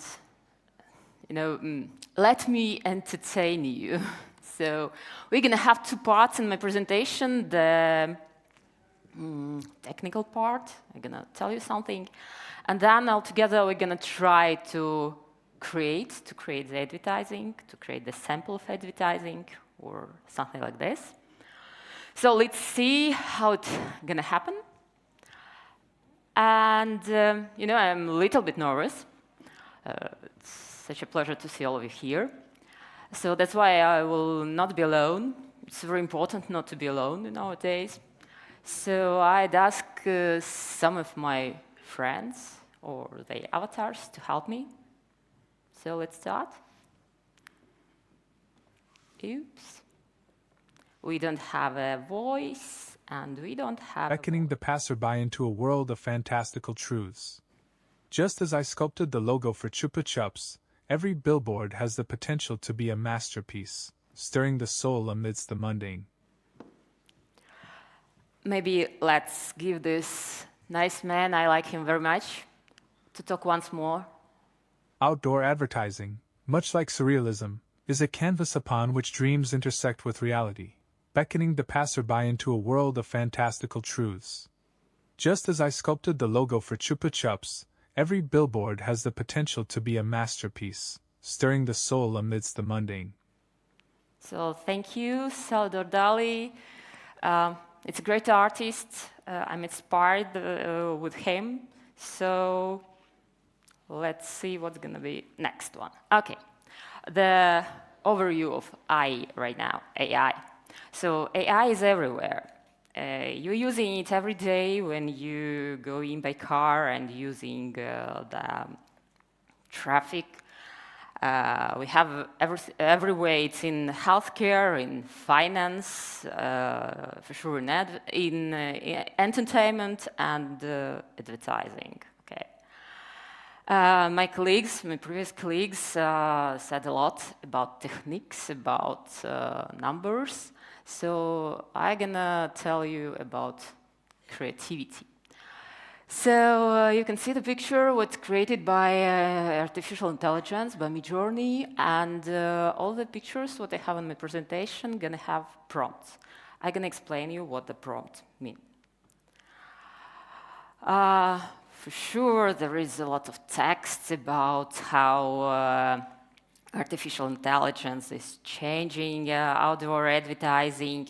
So, as Lena said before, that we can recognize the objects that's coming to the billboard. We have eye-based smart cameras who can measure the numbers of persons going through the advertising. And the main thing, what is the point of my presentation, it's fast food creativity. You can use text-to-image models to have very nice images, very nice brainstorm to get new images, to get new ideas. So we're gonna try it today. Finally, who am I? Why I'm here? My name is Arina. I am the head of the advertising agency Lieliski, which means amazing in English. So I'm a CEO, I am the project director, and I'm gonna tell you all my experience from the project direction. I'm not a creative director, I'm not an artist. So I'm a manager, like I think most of you. Sorry if somebody here is an artist. So from the last year, from the end of last year, I can call myself also like a prompt engineer, because in December last year, I understand that text-to-image models, especially the Midjourney, it's a very interesting tool for me, for a person who want to be an artist all my life, but I don't have a connection, the brain and the hand, I can't paint whatever I want. But now I get a tool where I can put all my ideas and it creates the image. So also what I'm doing in my life, I'm the food stylist, so a lot of images what you're gonna see here will be connected with the food. It's thanks God you have some snacks before.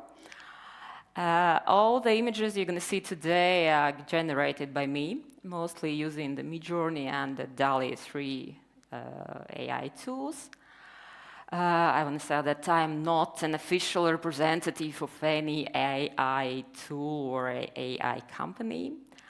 And everything what I'm going to say today, it's not paid advertising, just my personal experience and opinion. So you can feel free to follow me on Instagram. I have 2 accounts. I'm going to have the QR code for my next account for the AI tools in the end of my presentation.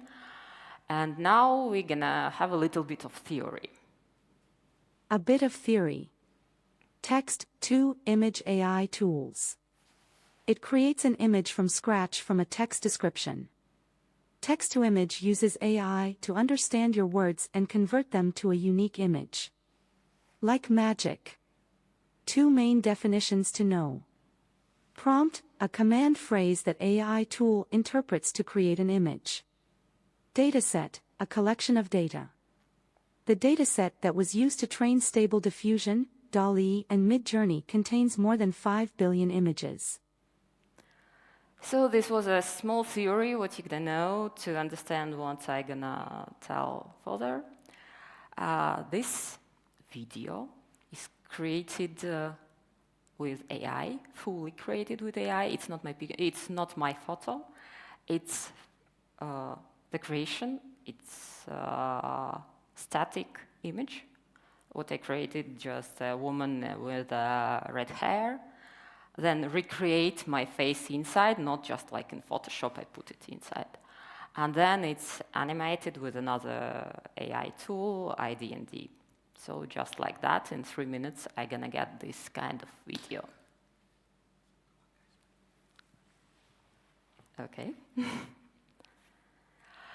So, text-to-image models, what my avatar told before, can create very nice images. A lot of them you can see in the internet right now. I just create 2 nice pets with a prompt, a pet, okay, a cat or a dog as a train conductor. So it's also happening like this. In 3 minutes, you get nice images, 4 of them, and it's almost free of charge. So you can use this kind of prompt when you want to show something like, looks like something anthropomorphic, I don't know, the broccoli or the bottle of water, whatever you want. So why do we need to use the text-to-image models? Because you can get very easy the prototype of design, what you need to get further to the creative director, to the illustrator. So it's very easy to create something, not to search in the Pinterest. So you can create your own idea, you can check your own idea, and it's almost free of charge, as I said before. So if you have these 2 images are created with Midjourney, and if you pay into Midjourney some money every month, around 30 or 60 euros, you can create a lot of them. So when and how to use the text-to-image models. So how I'm gonna show you at the end of my presentation, the second part, when you can use it. First, when you have an idea. When you have an idea, your own idea, for example, you are a project manager and you know that you need to sell something to the client, you have your own idea, you need to wait for the creative director, for the musa, or something like this, the big process. Now you can join the Midjourney, put your prompt, I don't know, whatever, the white angel flying in the sky with my product, with orange juice, and you get a picture. So the second way how to use it and when to use it, when you are searching for the inspiration. So you can ask or ChatGPT or also Midjourney, just innovative idea of advertising for and your brand. So, okay, not the brand, but your product. And you're gonna have some ideas. And last way how to use it, if you even don't have a product, you wanna become a seller for something, so you can ask the ChatGPT first, what is the trend right now, what can I produce, what's gonna be best for the customers in Latvia, Lithuania, whole the world, Europe, or whatever you want. And then, even not going out from the ChatGPT, asking the DALL-E 3 the visualization, so you're gonna get the picture.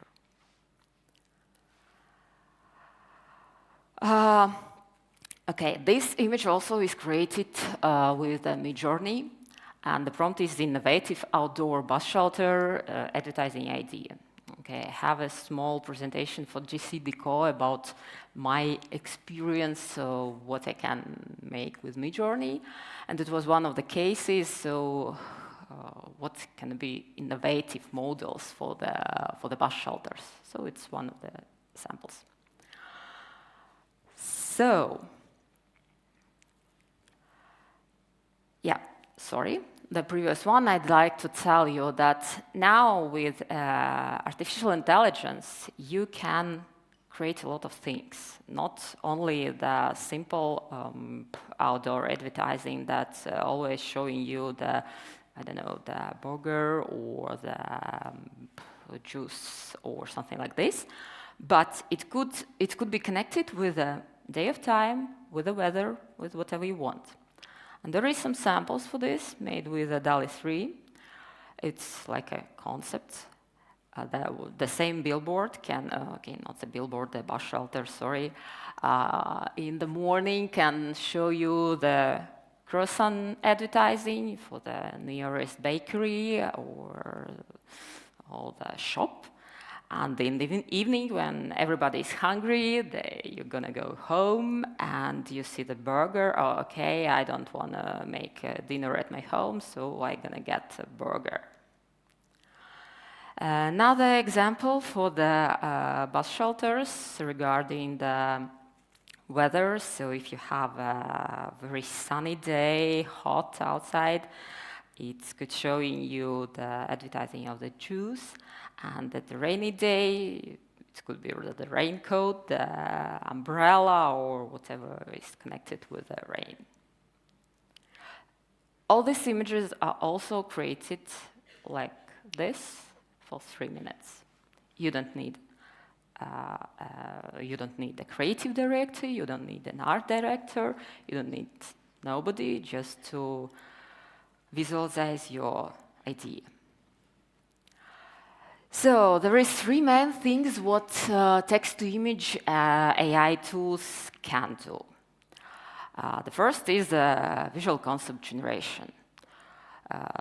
You have a crazy idea, you want to see how it looks like, so you put the prompt and you get a picture.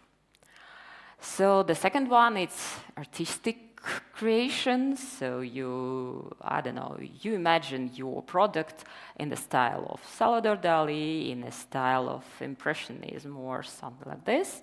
You can just put the prompt and you get the image. And the very good thing for the advertising mockups and prototypes, I'm going to show you how it's working. Here on these 2 pictures, you have an ideas, the first visual concept generation. The first one is using the holographic in the bus shelter for the croissants, and the second one, it's using the smell. Okay, it's not a huge innovation. It's very simple ideas, but also this kind of ideas, artificial intelligence can help you to remember or to create.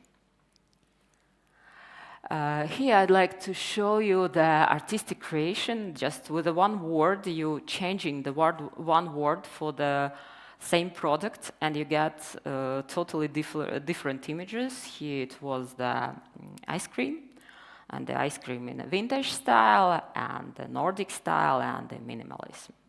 So just changing one word in the prompt, you can check the ideas, you can check the style, which gonna works better for your product. Advertising mockups, for sure, it's not real.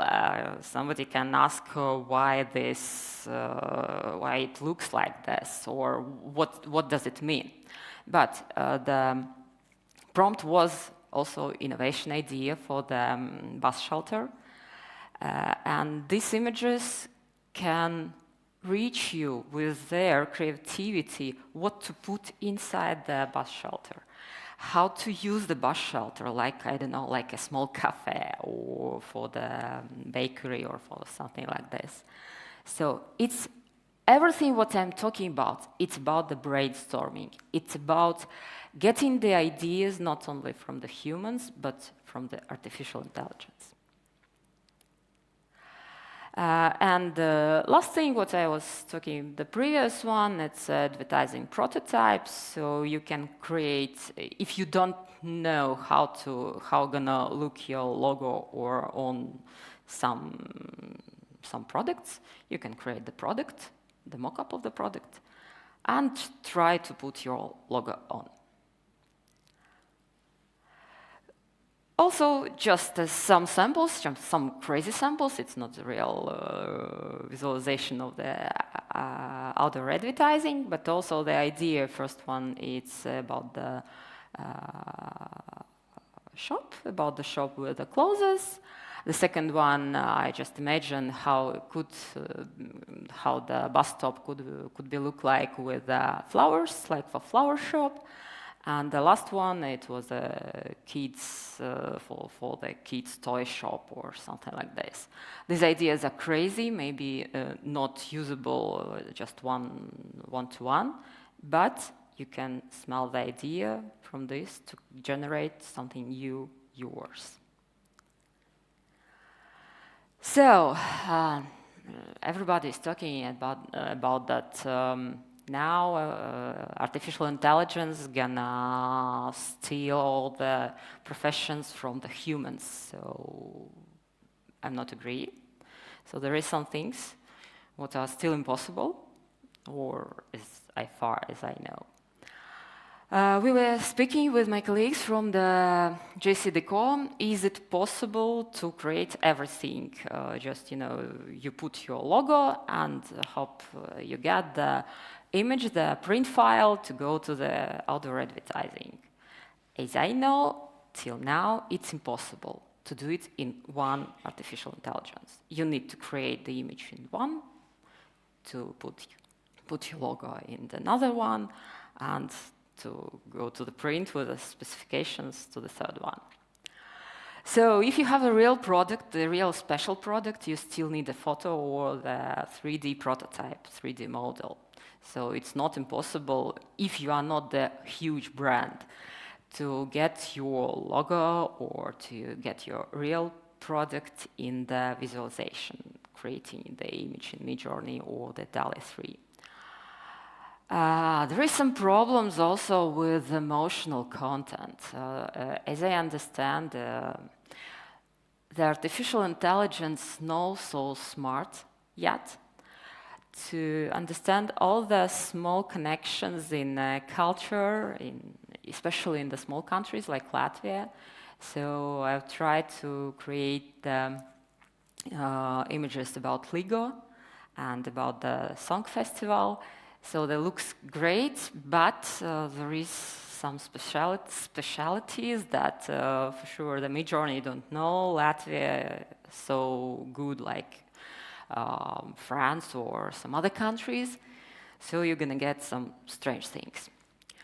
And the main question and the main thing what we need to talk about the ethical concerns. And we speak with my colleagues, gonna speak after me, that the main thing what we need to do, speaking about telling to the audience about the artificial intelligence, to speak with your parents and speak with your grandparents, to explain them, not to believe to everything what they see. Don't believe in what you see, because what you see could be a fake. Please, don't be fooled by artificial intelligence. Double check all the information. Really, I would never wear that silly pink outfit. Even for Barbiecore trend. As I try to show here, there is a lot of fakes right now. I think everybody's remember the Pope in the Balenciaga. And it was a great news. Oh, okay, so the Pope also have a fashion code. But no, it was created with a Midjourney. Like the Idris Elba is created with a Midjourney by me, and also I put the text into another artificial intelligence, and he speak with the voice I choose for him, also for 3 minutes of time. So yeah, it's not a silver bullet yet. So you need to understand what you're doing. You need to know the legislation of every country. I can tell you just a few small things. If you try to use artificial intelligence into your work in advertising and to put it to the print, yes, for the Midjourney it's possible right now. If you are agency and you are selling the images to your clients, you have to pay $60 or €60 per month. And yes, you can do it. Like Midjourney is telling, you are allowed to sell your images until the legislation in your country could say different things. For now, we are in the very interesting time. Nobody knows what's gonna happen, or what's gonna be the first case for when the humans gonna win the artificial intelligence. There is a lot of cases in American courts right now, but everybody is still waiting for the first course. Yeah, the main question: do we still need a human to create outdoor advertising or advertising at all? So My answer is yes, and I hope that for 10 or maybe 15 years, we're gonna use the artificial intelligence like tool, not otherwise, that artificial intelligence is gonna use humans like tool. And I think it's a very good connection to understand how to use artificial intelligence to help you, your clients, your business, your marketers, to provide more interesting advertising, more innovative advertising, something interesting. So let's gonna see. There is some of my works, some images, what I've already created with artificial intelligence, with the Midjourney. As I said, I'm a food stylist, so the main thing what I started to create, it was food. This is very good for the Instagram or Facebook content. So for sure, all the sausages not looks like the same. But if you need to inspire some person to go to the grill, to go to the barbecue, you just need to show them the barbecue with the tasty sausages. It could be working like this. Then you have created the images for the breakfast, show them to the chef in the cafe, and they created the food for the image. Not the image created by the food, but otherwise. The food is created according to the image. This is a very good prompt for using it in food image catalog for any good meat or cheese or wine also. So if somebody is interested really in the prompts, yes, you can check the prompt. You can use it by yourself and just put your own products inside, then it's gonna be work. You also can create the font. There is some version in Midjourney, okay, the version 4 is better to create the fonts. You can create a lot of attractive images. What you can, if you are an artist, you can sell them on the stocks. For now, Adobe Stock, they are accepting the artificial intelligence created images. And just some nice pictures. Hi there. She gonna tell you we all are created by AI. Don't believe her. I'm real. My name is Kelly, I live in Oklahoma, and I truly love my parents who are in the other photos. They're the best. Yeah, I like to make a small discussion with this nice girl. Okay, what's gonna expect in the future? How the outdoor advertising looks like? It also was a prompt. Let's imagine about the future. Okay, I have more tragic image about the post-apocalypse. I'm gonna not show you today. But our future could look like this, or better like this. I prefer this one. So my advice to everybody is to make artificial intelligence as your friend. We need to understand it's a very powerful tool right now, and everything that you're gonna hear today will gonna be changed by tomorrow. It's changing every day.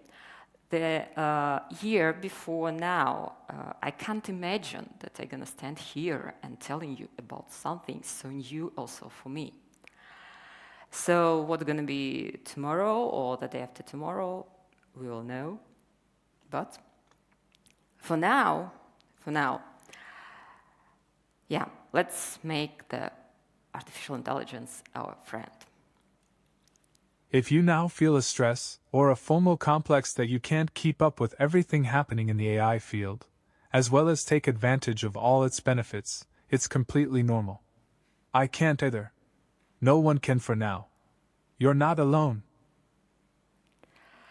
Yeah, so this is I like this guy. He's a really good guy, and he's talking about the FOMO complex. What I feel also every day, that everything is changing too fast.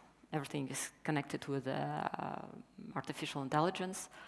I have not so much time to understand everything, but I want to be modern.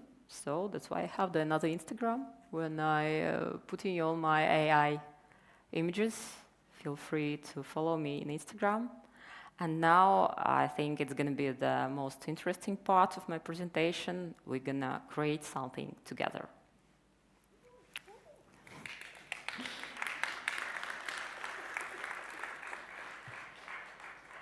So I have some topics. What I've asked before for the ChatGPT. Do anybody seen the series WestWorld? So, you know, the series about the future, or not the future, about the real life. So it's about the androids. So my question for the ChatGPT was, I'm going to show you our dialogue yesterday. Do you know the idea of the series? So the first question what I asked to you, do you know what is it about? Yeah, okay, ChatGPT knows. And then I asked to create the outdoor advertising idea for the androids from the WestWorld. So it's specific theme, and it was generating, and he was generating the whole idea, what we can advertise for the androids from the WestWorld. And I have asked him to create a visualization of the billboard, and then he collapsed. Yesterday he collapsed. Usually DALL-E 3 create 4 images. Yesterday he created me, today he created me just 1. Okay, thank you DALL-E 3, you create me 1 image for the advertising, for the it's a billboard for the androids who are living in the WestWorld. So, okay, I'm not very satisfied with this. Let's try both together with you to ask the Midjourney, my favorite AI tool right now, to create something interesting. We're going to copy the prompt. Do you remember what I said to you, what prompt mean? It's a text. So we can just copy all this text to the Midjourney. One thing about Midjourney, 2 or 3 days before, it's changed the main page. I'm going to show you. It is changed, and the main thing what we are waiting for, it's coming soon. That you can imagine your images just inside the main page. You don't need to go to the Discord. Oh, okay, sorry, I'm a little bit through. The Midjourney, the artificial intelligence, what we are using to create nice images, a lot of them you can see in the Facebook or Instagram, not very user-friendly. Until now, you need to use the Discord. What is a Discord? It's almost a Facebook, but not a Facebook. So you have some problems to go inside to get the registration. And if you are not from the generation Z, so it could be quite difficult. But it was possible also for me, so I am inside. And let's imagine, this is the main question from the program Midjourney. You can imagine whatever you want, and it's asking to show a prompt. And I'm gonna put the prompt from the ChatGPT about the advertising for the WestWorld. And let's wait what it's gonna show us. Waiting for start. You're going to check the time, how many minutes it's going to have.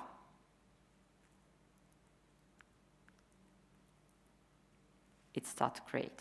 So it's less than a minute. In less than a minute, we're going to have 4 images. You can see the progress. You can see the progress. You can see the progress.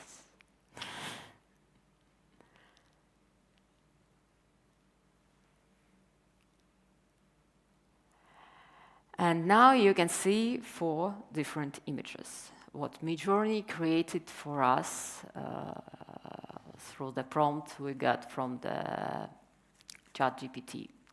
They all look like androids. It don't look like an advertising, it's just androids. In my experience, the ChatGPT creating very long prompts, very long story, and it's creating it for their own program for the DALL-E 3.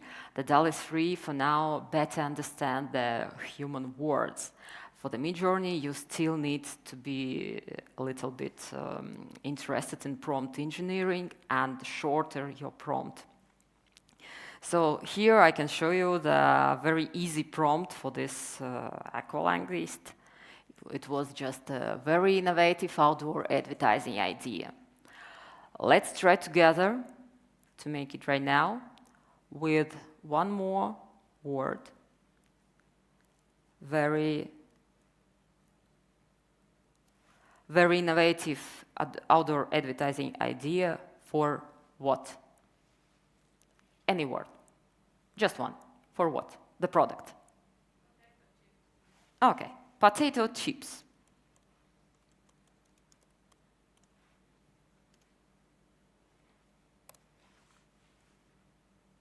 Let's gonna wait. Less than a minute. I'm gonna be fast.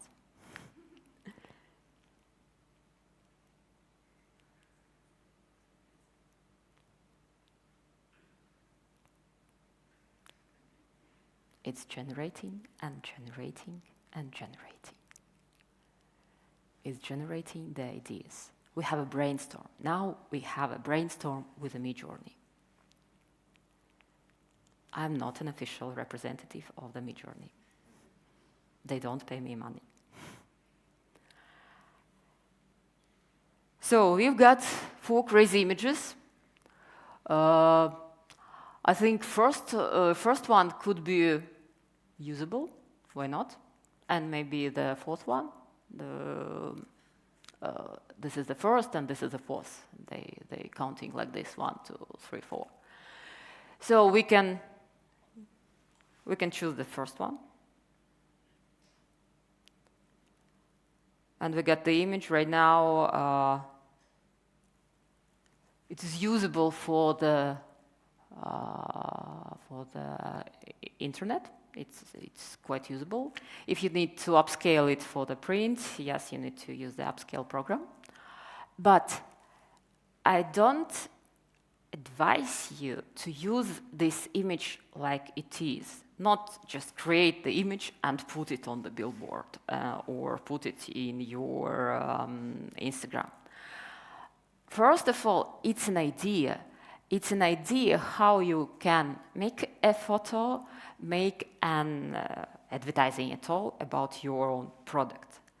And here, for example, I can show you that we can reroll the same prompt for another product.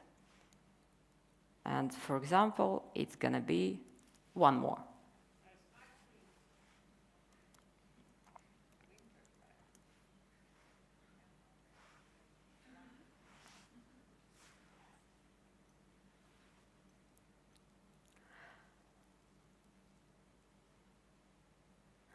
Midjourney don't like to work with the ice cream. It's okay. Let's see what's going to be today. So it's creating in them very simple, like like American ice cream that you hold a cone, and there is something inside. Wait a second.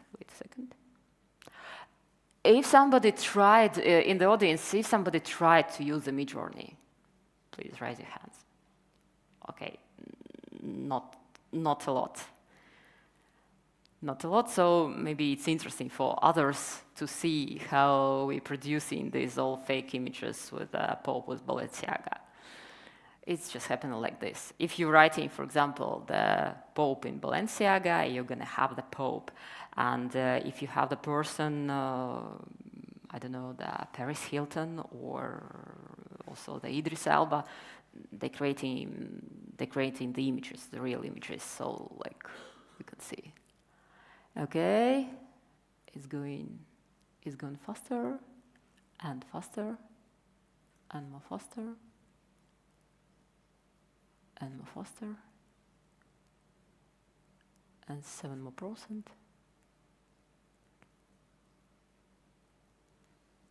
And that's it. We have 4 images, the 4 ideas for the outdoor advertising for the ice cream. As a prompt engineer, I'm gonna correct this prompt somehow. But now it's just a sample for the audience, so you can see it's an idea. Then you have this image, for example. You take this image like a base, and you make your own brainstorm with a creative director, with the art director, and you create your own idea, go to the client, and sell your great idea. So, from me, I think I'm finished. Thank you very much. I hope I wasn't boring.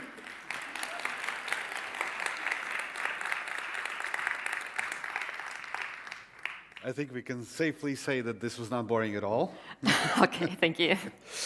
I remember when I tried out Midjourney, I asked it to create a post-apocalyptic Eastern European car, and it gave me a Moskvich. Oh, okay. Now, we obviously have some questions. Okay, let's And the first one is, I think, very relevant for most of us here. Can AI make a campaign image following the brand book of a client? As I know, for now, no. I was speaking about the text-to-image models like Midjourney and the DALL-E 3. There is one more very powerful model. It's a stable diffusion. It have a totally different principle of working, so you can study this model on your own images, on your own graphics. So I'm not so deeply inside the stable diffusion, but I think it's going to be first who's going to create the full advertising according to the brand book. All right, understood. And another question is, have you ever encountered a problem with the customers when the actual product did not look like the AI-generated social media post? Not yet.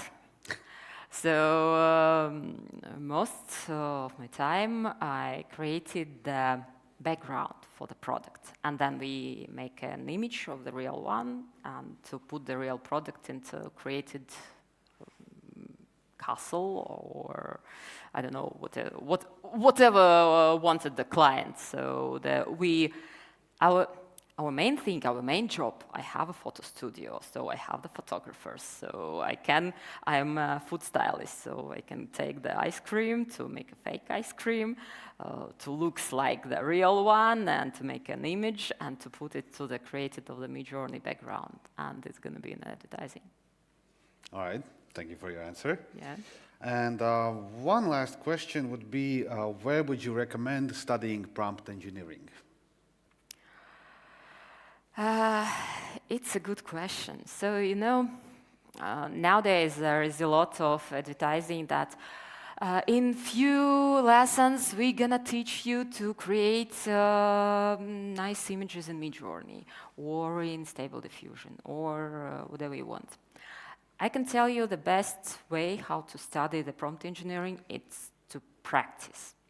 Just make a register in the Midjourney or to the DALL-E 3 and try to write your own prompts. All the information you can find on the internet, and just try and write and enjoy. and imagine.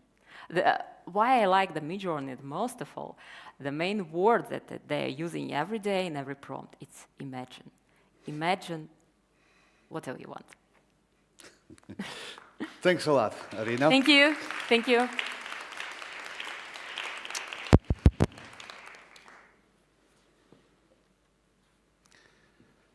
As we saw already, Arina touched a bit about the topic about fake things that can be generated with AI. It just showcases that reality, so to speak, is subjective. The old principle of I see it, therefore it exists, does not work anymore. So many things can be generated, created, faked, impostered. And our next speaker is going to make us question reality. He will talk about AI, same as Arina did, and also give us more showcases regarding the usage of AI in out-of-home media. Please welcome and show some love to Dino Burbidge.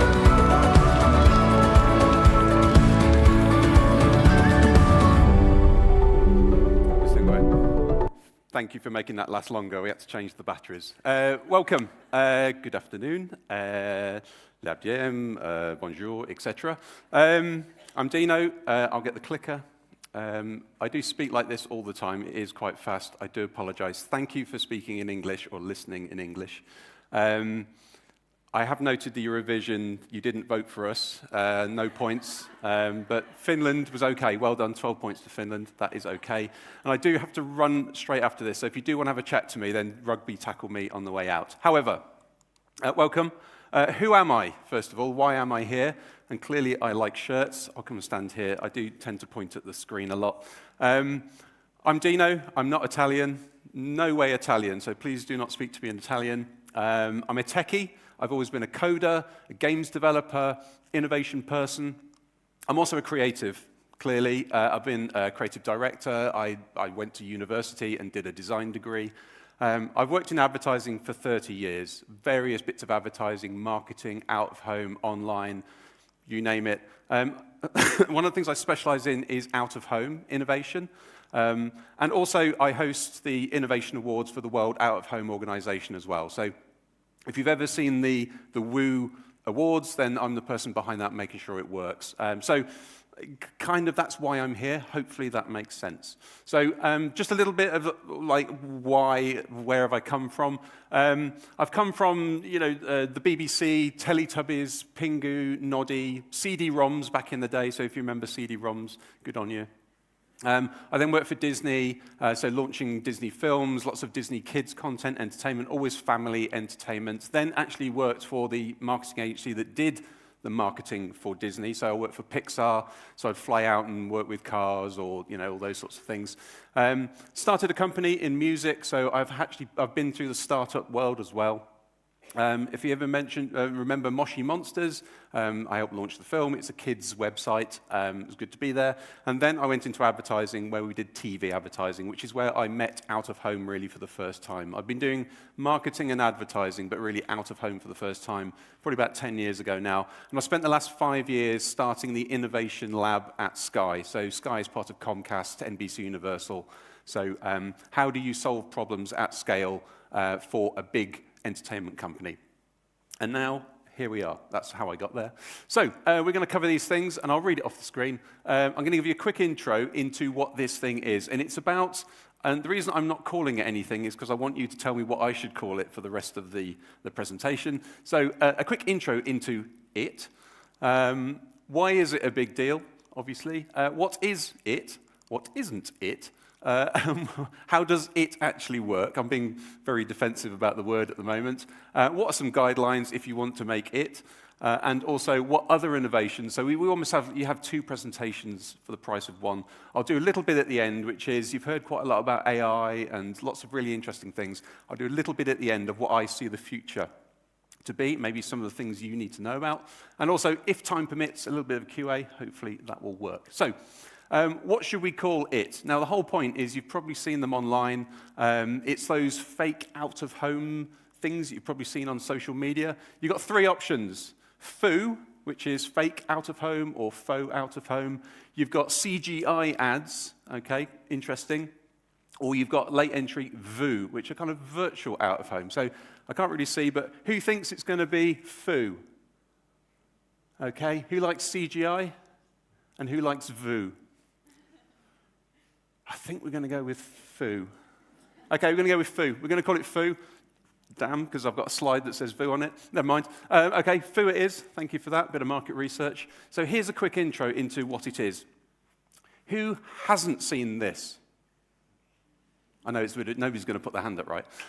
However, this is the Maybelline advert in London Underground, and actually what you're seeing at the end of it is actually the original ad that was a L'Oreal ad in New York. So you've seen these. It looks plausible. For the people who don't know, you go, oh, have you seen that big thing? Lots of people thought it was real, and this is what we're talking about today, fake out-of-home ads. Now, I won't go too much into it, but you know, it really blew up on TikTok, really blew up on Instagram, and that's what we're talking about today. So, did it work? Well, this is actually Maybelline's TikTok account, and if you look, average, I'd say you probably got about 20,000 views, maybe.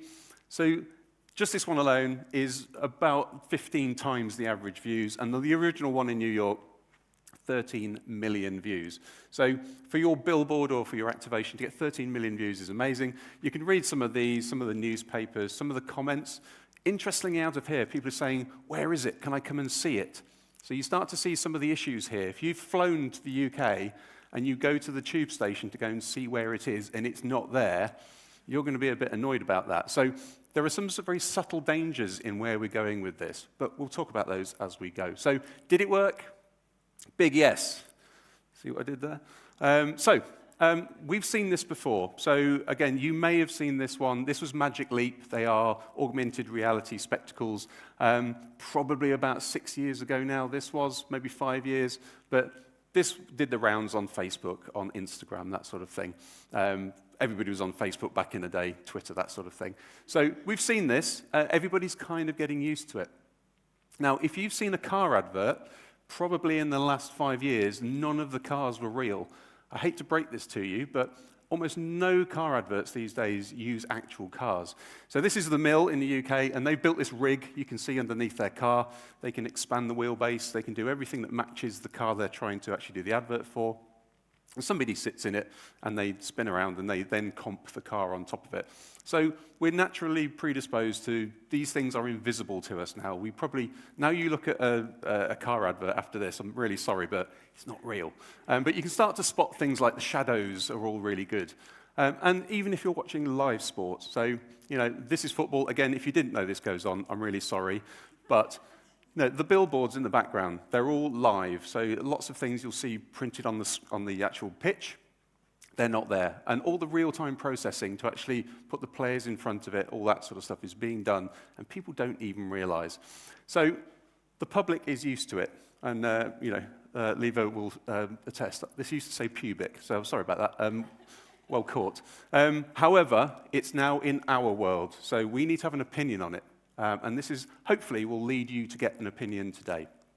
So, why is it a big deal? So, there's some things that, well, you know, why are we even talking about it, really? So, some things I need to talk about, maybe 6 or 7 things.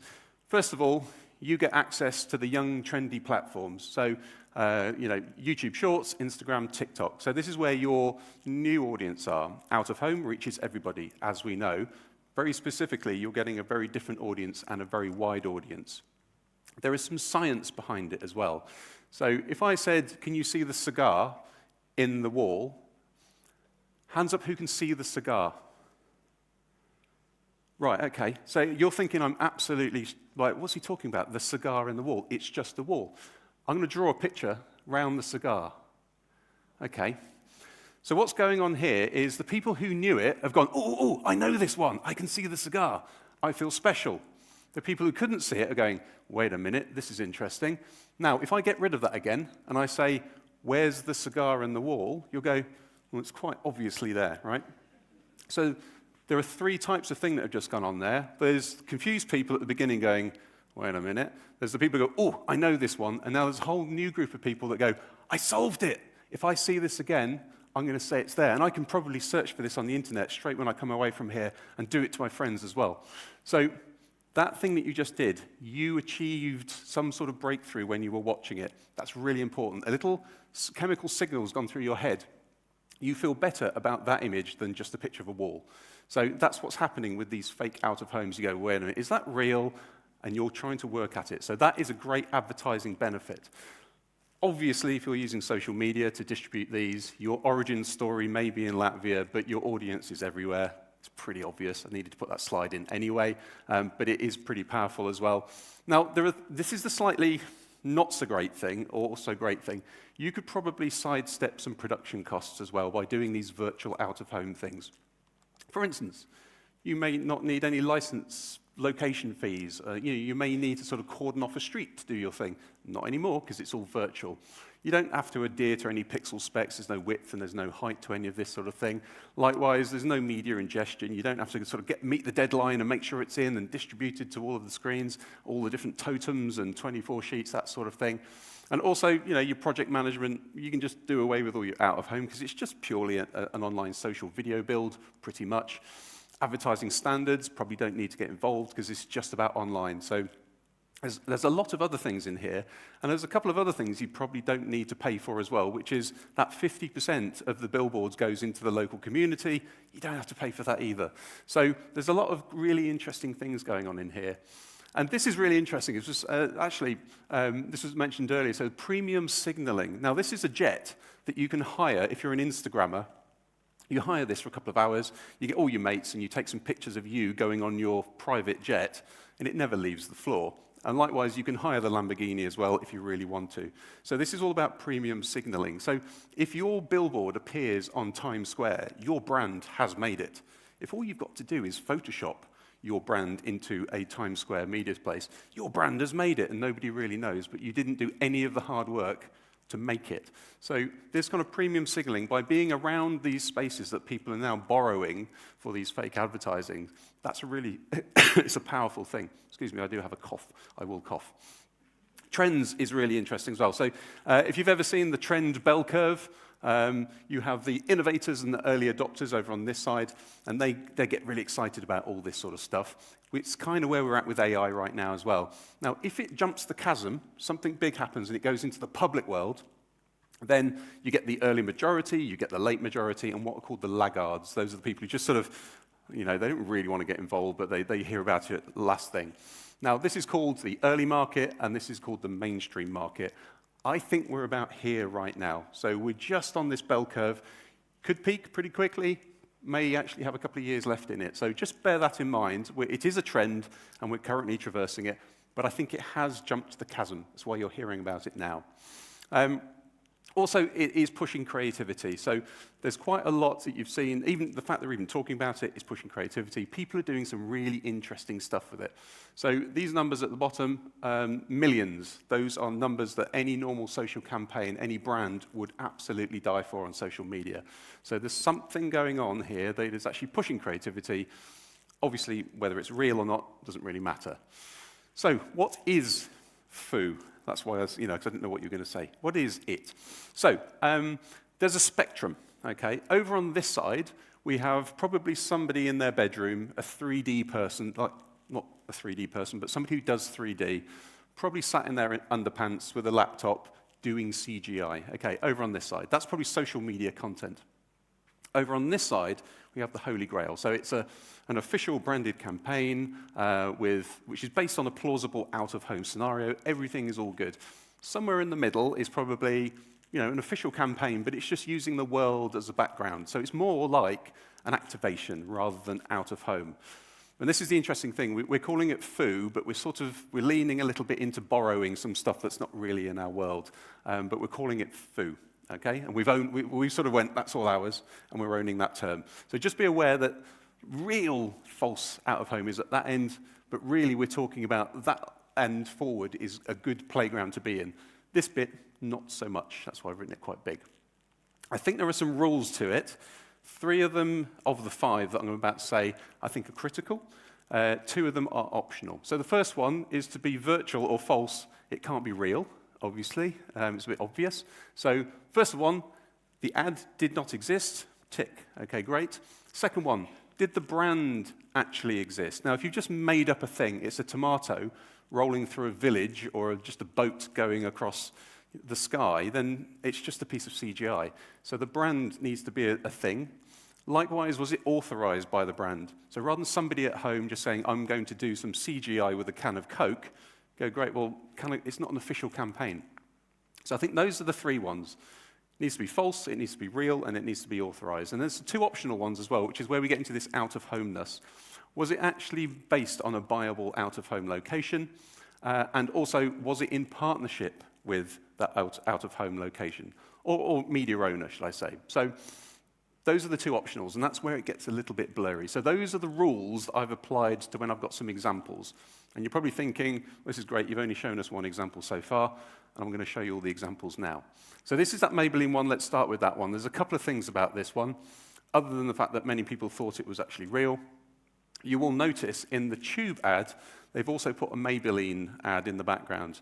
So they've directly photoshopped, quote unquote, an ad on top of somebody's paid-for media space. Now, if I was Global Media in the UK, or if I was Transport for London, who own essentially the rights to advertising on the London Underground, I'd be knocking on somebody's door going, you can't do that, right? However, worldwide fame for this, so people commented, they wanted to come and see it, all that sort of good stuff. So this is what really most people would say this is the one that started it. Now, Madison Square Garden's Sphere, everybody's heard of it, it's just broken onto the scene. Truff, this is like a chili sauce. They went, okay, we're not only going to steal one of the biggest screens in the world, we're going to make a giant bottle of barbecue sauce come out of it. 2 things I'd note about it. 1, it's done really well. The CGI, the shadows, the reflections, it's done really, really well. Tick. The other one is, if you try to buy the media on the MSG Sphere, apparently it's nearly $500,000 a day. So if somebody comes along and goes, yeah, we'll have that, we'll just Photoshop a thing on top of that, again, there'll be a knock at the door going, you can't do that. But at the moment, nobody's really knocking at people's doors. So it's really interesting, this one. As you see my little scoring thing down here, the only thing that it wasn't really was it wasn't a partnership. Everything else is true, nearly. So, and then we look at this one. This was actually for Manchester City, football club in the UK. So the things that aren't real in here, all the buses, the cabs going in front of it, not real. Those are all CGI. So I thought what was really interesting is getting 4 of your friends to sort of do that at the bottom of it, give it a little bit of realism. There's also really good stuff. It's done really well. There's the shadows, the reflections. Everything's really, really good. So just particularly well done. And it was actually on the official Manchester United TikTok account and Instagram, and it was to promote their tour in Japan. So all good. Lots of ticks. Again, it wasn't in partnership. There are some billboards in the back that have been conveniently placed with another ad. Again, you go, oh, that's probably a bit awkward. However, it happens in Latvia too. Yay. So, yeah, woo. So it's arguably, I'd say this is almost too subtle to be effective. So you could have probably just done a ginormous one of these and lent it up against, H&M's and taken a video of it. However, it did get some attention as well. So arguably, I'd say it's probably too subtle. And there's a little law rule coming up soon about how much magic do you need in these to make it really effective. But, was it a local out-of-home? No, but usually those 2 come together. If it's not an out-of-home location, you can't really have a partnership anyway. So those 2 rules are kind of joined. However, happens here too. Excellent. Well done. You're on the map. Now, this is an example of how could you make that a little bit more magical? This is in Dubai. And if there's a few clues, I would say, that how do you know something is not real? One of the big clues at the moment is if it has the Burj Khalifa in the background, it's that company in Dubai that keeps making loads and loads of these who've probably done it. So it's a weird thing. If it zooms in and out really quickly, or if there's Burj Khalifa in the background, it's probably fake, which is a weird set of rules. However, this was actually official. It was great. Now, is it a billboard? No, because I went to Google Street, and I found it took me a while, but I found out exactly where this is filmed, and I took a picture on Google Street, Burj Khalifa, and you'll notice there's no ginormous billboard in there. So sometimes even you just make up a billboard if you need a billboard to place your thing on. So we're even faking the actual panel that we need behind it as well, which is kind of interesting. There you go. Now this one is altogether kind of interesting. Now it sort of looks like a billboard, but sort of isn't. You've sort of seen it before, but you sort of haven't. You've probably seen these as those light projections you got maybe 10 years ago. There would be a laser projection and the building would fold in on itself. And we've sort of not seen a lot of those recently. However, this is pretending to be one of those. It's Pull and Bear, it's official, it was on their website. Now, it's not a media space, but it's just a piece of CGI. The really interesting thing about this is it uses this character, and you'll see this character a lot. If you look for virtual out-of-home or VU or CGI advertising, this is Zlu. Zlu is a giant alien who is visiting Earth and has its own social media presence, even has an agent, etc., etc. Now, when Zlu appears in things, it really takes off. Has been, with huge brands, Lagerfeld, Swarovski, all that sort of stuff. So, generally speaking, you can even now hire a virtual influencer to be in your virtual out-of-home as well. So, pick your virtual aliens well when you're casting for your adverts, which I think is just really interesting.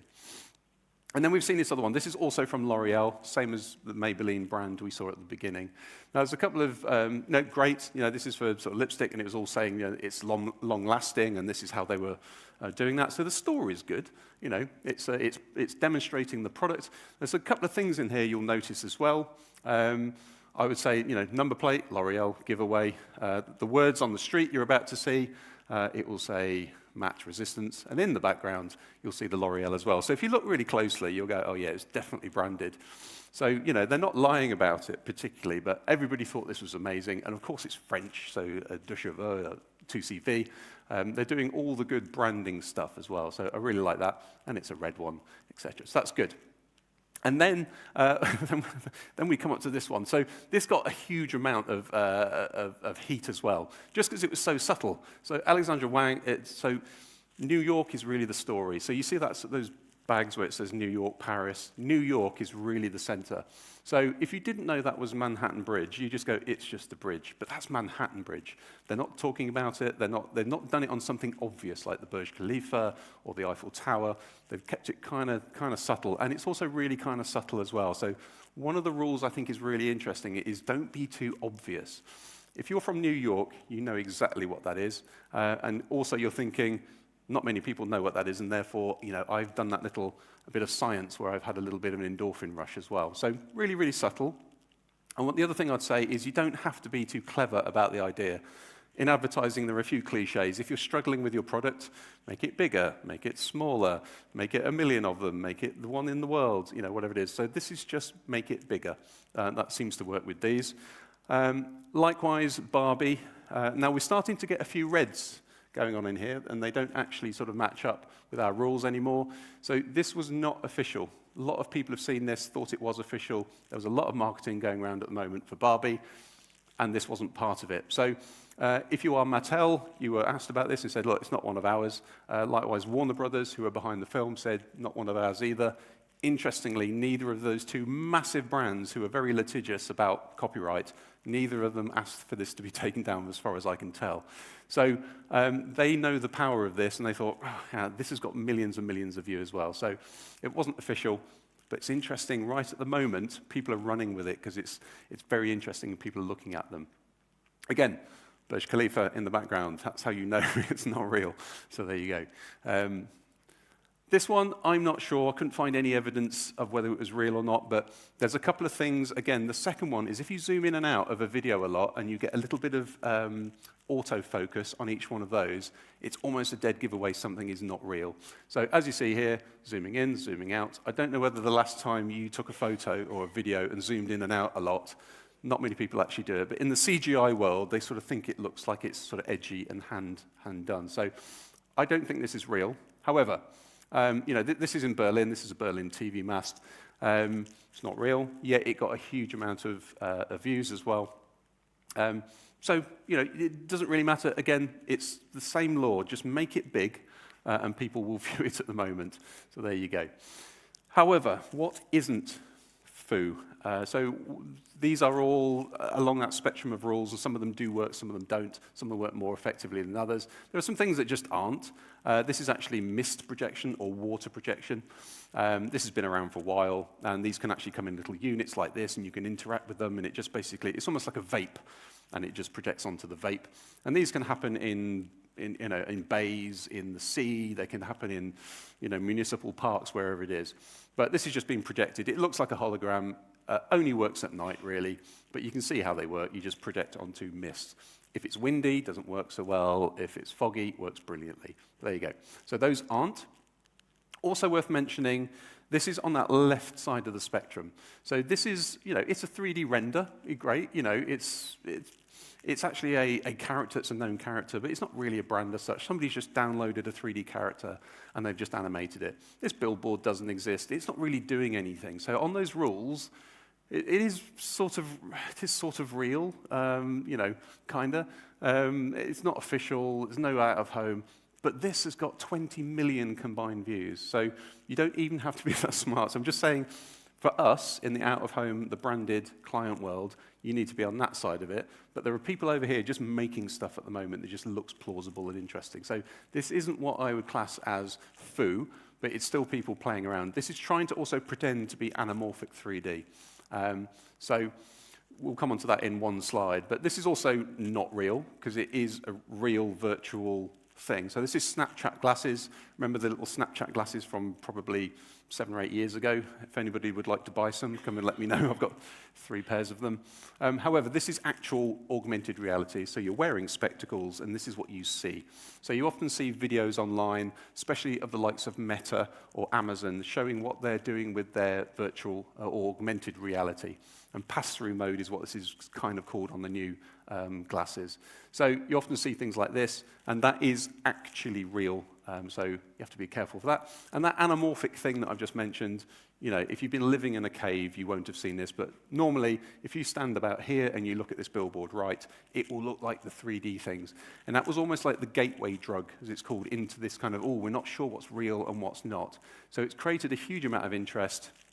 And a lot of this fake CGI has jumped on that because they couldn't book these because they're expensive, or they just take a little bit of time to do. And that's, I think, what the genesis of all of this has come from.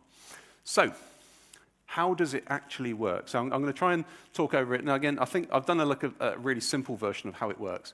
You start off with some footage on your phone. Doesn't really matter. Your phone is absolutely fine. If you watched the Apple keynote recently, that was all filmed on a phone. So your phone is fine. Ideally, it's jiggly, so it looks real and a human has done it. However, what you then need to do is import that into a piece of software. If you've got After Effects, which is part of the Adobe suite, it does it. There's a little drop down. And what it'll do is it'll track that footage. So if your footage is moving about, what it'll do is it will look for items in that footage that it can track. And as it tracks them, it just sees in perspective how they're moving, and it can infer where the camera was in reality. So that data, it turns into 3D data. So it says the camera was probably about here, the ground was probably about here, and the perspective was about here. So the camera lens was probably a certain number. So it basically tracks the floor. And then what it'll do is you then take those points and you take that virtual camera, as it's called, you take those into your 3D package, and that camera will move in your 3D package. So what you then do is you then go, right, I'll put my image, or I'll put my 3D object on that, and as I look through the camera, it moves just like the actual 3D, the real footage would have done. You then render your item so it looks lovely. Maybe it's got shadows on it or whatever. And then you comp it back into your original footage. So your original footage is moving about, your object is now moving about, and they now move the same. Okay? And that's how those things work. So every single one of those you've seen, real footage, motion tracked, camera data has gone into a 3D package, and then the thing has been put on. And right at the end, you do some things like lens flares, and you make all the color the same and whatever, probably back in After Effects. So that's the process. It's relatively quick, relatively automated as well. So you render it out, and then you've got your footage. So I'm going to try and talk over this. This is somebody, well done to Daniel for this one, because it's perfect. So you start with your footage. You can see it motion tracking. dots have appeared everywhere, and it's gone, this is where your ground plane is. So you've gone into your 3D package and say, I want to put a new little kind of hut in that scene. So you get your hut, you import your 3D footage, and you put it on that square. So as you'll notice, it's moving weirdly, because that's how the actual camera was in that original footage. So there you go, so you've rendered it out. And you can actually sort of put your rendering in the back of your 3D scene as well, just so you can get a better example. So here it is. Now, what you're trying to do now is match the sunlight, so the shadows are in the right direction. But you're noticing the sunlight won't fall on that building in the background, because that's not part of what you're currently casting a shadow on. So what you need to do is basically set this, what's called a shadow catcher. So on the floor, shadow catcher. But how are you going to get that vertical shadow? And this is where you start to map the real world. You put it in there, there's your shadow catcher, but you need probably one on there, just a fake one. So you're going to get a vertical shadow and a horizontal shadow. Great, you render that out, and then all of a sudden you've now got a shadow going upwards that you can comp on, and then you go, right, okay, the colors aren't quite right, so I'm just going to adjust a few colors here and there, so the sun looks about right. And there we have it. It's flickering a bit just because of the rendering, but you've got a virtual thing with shadows on top of your real footage. So thank you very much for Daniel for that one. That was, hopefully I did that some justice. And here's an example of, for instance, the frame in Dubai. Again, thank you for the footage. Really Lucia, I think. Thank you for that. You can see in between the processes that have gone on there. So you've mapped the 3D, you've then put something in it, and then you've put some effects on it. And that's your final thing. And again, this is something that went out. Everybody thought it was amazing and real. Again, part of the Manchester City tour. So that shows you how to do it. And here are 3 other examples showing you the process before and after. So well done to Vertex CGI for these. It's absolutely full channel. Some of them show you behind the scenes. So you can see this was the original footage, and this was what was comped on top of it. And this one, maybe not so great. You could say the rendering isn't particularly real, and you can tell it's kind of fake. With a little bit more work on that, I think it could be great. Burj Khalifa in the background, you'll notice as well. So each time you see that, you have to go, I'm not sure it's real. So there you go. So hopefully that gives you a guide of how to do it. And there are also some guidelines I think would be useful. So before I go on to the actual guidelines, you need to know what probably the strongest ways of not doing it. So here are some tales of warning, basically. This was Gymbox, and Gymbox in the UK put out this advert on social media. It was a good concept. You know, it's all about aerial classes, so fitness classes on ropes, I guess. And they put it on top of a bus so that people in tall buildings could read it. What a great idea. Only they didn't pay for any of the media. It was just really what you call a scamp, or basically a concept in the advertising world. But they put it out there, and rightly so, the entire media industry went, what are you doing? You can't just put your adverts and Photoshop them onto the real world where it's a payable media space. And that's somebody else's business, by the way. So lots of sort of pundits went, I love the advert, really, really good. And then the whole industry went, but if you do that, the entire industry breaks apart. If you just start photoshopping, putting faces on other faces, you can't really do that. So, and again, advertising standards would not need to get involved in this because it's just a social media image rather than something that affects the kind of the advertising standards in the real world that normal humans could see on TV or in reality. And BA, British Airways at Glastonbury, is another word of warning, really. So Glastonbury, a big music festival in the UK, are very careful about how they advertise and what advertising they allow on site. So British Airways have had this campaign, multiple award-winning campaign. It's a brilliant campaign, but they just went one step too far. They didn't, as we say, read the room. They didn't really get the vibe of what was going on. So they had this great, extension of their campaign, and they comped up a billboard in Glastonbury, put their copy on it, and then sent it out. And of course, Glastonbury were like, you can't do that, because we wouldn't have allowed you to do that in the first place. And likewise, the audience who go there went, this is just a big corporate stepping over the mark and trying to put some of their message in our festival. So they really didn't read the room. And it was essentially the agency plus the brand. Didn't quite get it right. Now, I have no affiliation with any of these, so I can say what I want about them. But that got talked about quite a lot as an example of what not to do. So here are some rules, I think, if you need to have a go at them. So this sits outside most regulation. So that might be a good thing or a bad thing, but it's usually social media rules that apply, because really what you're doing is you're creating social media content, because no billboards were harmed during the making of any of these. Licenses for trademarks. If you try to use the Eiffel Tower at night, That is trademarked image. If you try to use the skyscrapers in New York, probably the Empire State Building is a licensed image. So if you try to use it, you need to pay somebody because it's in there in the footage. So if you are going to use somewhere, just check that anything that you can see in there is actually licensed and you paid the licenses for that. Talk to the out-of-home media owner or whoever owns the space that you are thinking of doing it on. There may be something you can actually do there anyway, which will accentuate it as well. So, you know, make it, don't fake it, maybe. Uncanny valley is a term that we use in the movie industry. So when you're trying to do CGI or recreate a character, it's either make it so unrealistic you know it's CGI, or make it so real that people don't know. Somewhere in between, people just go, oh, it's not quite right. That's called the uncanny valley. It's sort of real, but it's just not right. So if you're going to do it really well. Invest in the CGI. That truff hot sauce coming out of the sphere, I thought was done brilliantly, although there are issues with it, obviously. Don't pretend it's real. But also don't tell them specifically it's not real. I'm aware that's a bit vague, but for instance, what you can do is you can put out an image and go, our new, oh my word, look at this, hashtag CGI, awesome. You know, you're not actually saying, look at this fake thing we've done, hopefully you like the fakery we've done in our fake image. But likewise, you're not going, this has just happened, we can't wait for you to see it. You know, so don't lie about it, but also you don't necessarily have to say it's fake either. And the fake vibe, be careful of that, because obviously it can rub off on your image as well.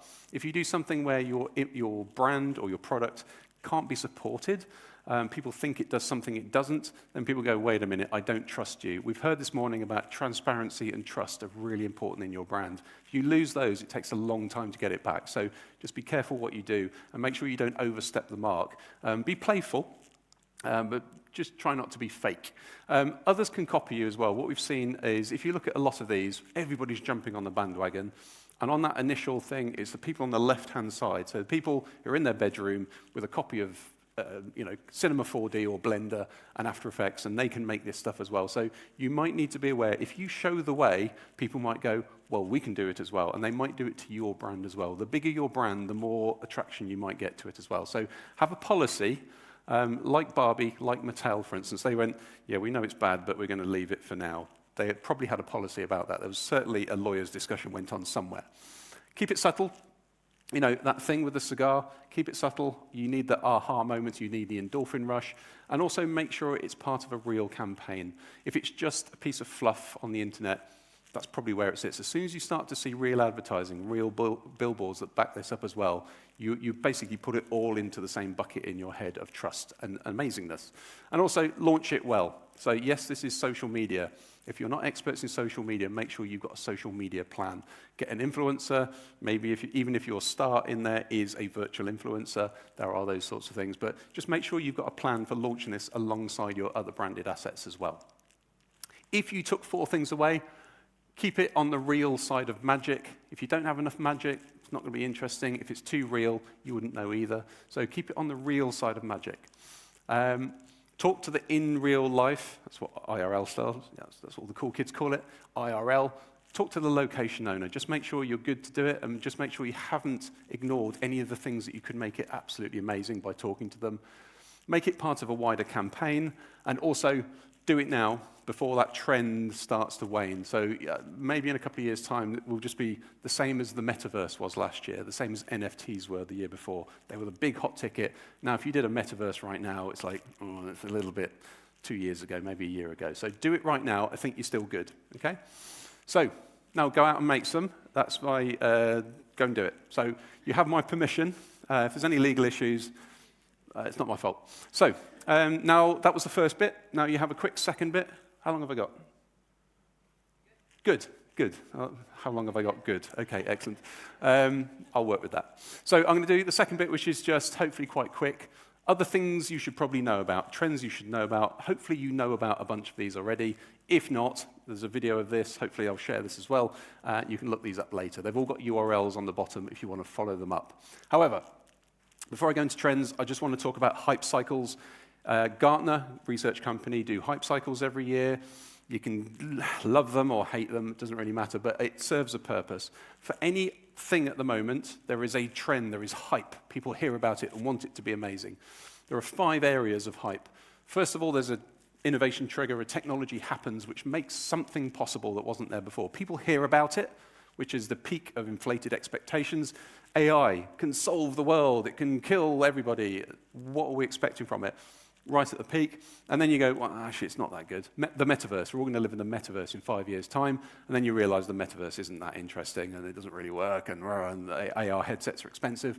And then you go into the trough of disillusionment, and then eventually you go, well, we can use maybe the metaverse for recruitment or looking at drains under the ground, and you got the slope of enlightenment, and then you make it productive, i.e. you turn it into bricks and mortar, or it becomes a product of a platform. So you'll notice at the moment there's some great things on there: generative AI, post-quantum cryptography, one of my favorite subjects. If you ever want to be bored, come and have a chat to me about that.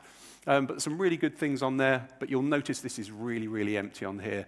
We're sort of constipated on AI at the moment. Everything's about AI. Everything else has gone that way. NFTs, the metaverse, it's gone off. So everybody's expecting everything about this trend. There are other things going on, and that's what I'm going to talk to you about now. I've done it really quickly. Now, next and future, quite obvious. Things you should worry about now.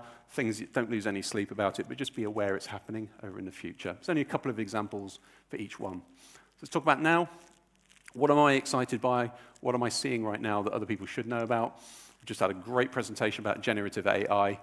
If you've not got Firefly and you're in a creative agency, Firefly is an Adobe product. It has been productized. If you want to do all of that stuff you've just seen, you can also do it within an Adobe product. You want the dog to be bigger. You want the dog to be a cat. You want I want this to be 3D. I want it to be 3D made out of cake. It can do all of that. I want this person to be smiling, frowning. It's all just a text prompt away. So you can create templates, images, you can do all of that stuff, all just through image generation. The new version of ChatGPT is what's called multimodal, the very new version. So it can do images, text, it can do the whole thing all in one go, and it can do adjustments as well. So that's kind of interesting. This is not me. As we've seen, avatars can happen. So I've trained this on an avatar. This is called HeyGen, and it looks, if you didn't know, it looks a bit like me, but I can spot the differences. There's no Burj Khalifa in the background. However, that's not actually me. It's 30 seconds of video, about 3 minutes later on to get a better version of my voice. But other than that, it sounds pretty much like me when it's actually talking. This is me doing my weekly video report. I could probably get away with it not actually doing it. So if you work in a customer services industry, or you want a campaign where you're creating personalized video for each of your customers, this is interesting. Third-party data, as we know, GDPR is a thing. It's harder and harder to get hold of that third-party data, so data on your audience from somebody else. So first-party data and novel data are the two really interesting areas to look into. First-party data, data that you own. If you have an app, a website, an interaction, some way of getting your own data, collect it and use it well. But novel data is really interesting. There are huge amounts of data sets. If you are a strategist and you've got a little twinkle in your eye and a bit of mischief, you can find some really interesting data sets. This one, for instance, a couple of years old now, but it says that if you are a gin drinker and you drink gin, you are more likely to impulse purchase on Amazon. And you're more likely to go for clothing, movies, games, tech, food, in that order. Software, strangely, when you're drunk on gin, you don't buy software. However, how would you do your media planning if you knew that gin drinkers at 9 o'clock at night are more likely to buy a piece of clothing you're trying to advertise? What would you do with that data? How would you change your media plan? So look, there are many more of these. I've got lots of different novel media data sources as well, but really interesting. Now this thing, I do actually have one here. Look, it's the same one. This is called a Flipper Zero, 170 euros. This has made hacking fun. So now I can do all of these things. The point of this one is how secure is your infrastructure? How secure are your campaigns? How secure is your business? I can open hotel doors, for instance. I'm not going to tell you which hotel I'm in, but I can open the hotel doors with this. If you have a Tesla, I can make the flap go up and down. If I'm in a bar, I can turn the television off. I can do all sorts of things. With a few extensions to this, I can do a lot of things. I can make traffic lights turn red or green in America. So I can do a lot of things with this. The point is, it's made hacking interesting and accessible. So don't worry about it, but if you want to come and see that, I will show you how it works. I can also scan your credit card and all that sort of stuff. Next, let's go for next. So we're getting a little bit further. So synthetic data, this is called. So how the data you have access to, that third-party, first-party data, you can also gain synthetically. So this is the Omniverse by NVIDIA, and they're big video cards, but they can also create this virtual world. Now, if you're trying to train your autonomous car, all you've got to do is create a really super hyper-realistic world and then just drive it around. You've got the data that you need when it's foggy. If you're a billboard owner, let's say, for instance, how will the trees grow over the next 20 years? Because, you know, the sort of opportunity to view, how does that change when buildings happen? Likewise, you know, if you go around a corner and there's a deer, what happens? So a lot of decisions in the future will be based on projecting your data forwards and synthesizing the data to base your decisions on now. So media planning could be synthetic. Now, this is an end-to-end video made completely with generative AI. Script was done in ChatGPT. Image samples were done in Midjourney. They were taken over basically to Stable Diffusion and Runway ML. The script music was created, and you'll see some things that it's not great at. Mouths, it's not great at. Interfaces with mouths. Fingers, not brilliant with fingers either. But this was a couple of months ago. It's getting better every single day. Now, if you can create personalized video from a couple of prompts, that's really interesting. So I've had a play with a few of these, and it's a little bit manual at the moment, but that's only going to get better. This is the Quest 3, so Meta's headsets, so virtual headsets. I mean, they're big. You notice when somebody's got them on, it's like an egg box on somebody's head. But the interesting thing, all the new headsets have what's called pass-through. So they have cameras on them that you can see straight through them, but you can also project onto them. So they're essentially augmented reality. And of course, there's this phrase when Google first had their glasses called glass holes. So assholes who wears glasses. And they walk into places and they record everything on their glasses. And people just punch them in the nose. And 5 or 6 years later, we now have the new glass holes. They're going into bars. This guy here. You know, fine, but everybody's like, okay, what do you want? But this person over here, I Googled, has anybody driven a car with augmented reality glasses on? Everybody said no. Of course there's somebody driving a car. So it's interesting where these are going. These are putting billboards in the real world, essentially. And then you've got somebody like, you know, we're talking about programmatic media. This is actually Google and their Performance Max platform extending it.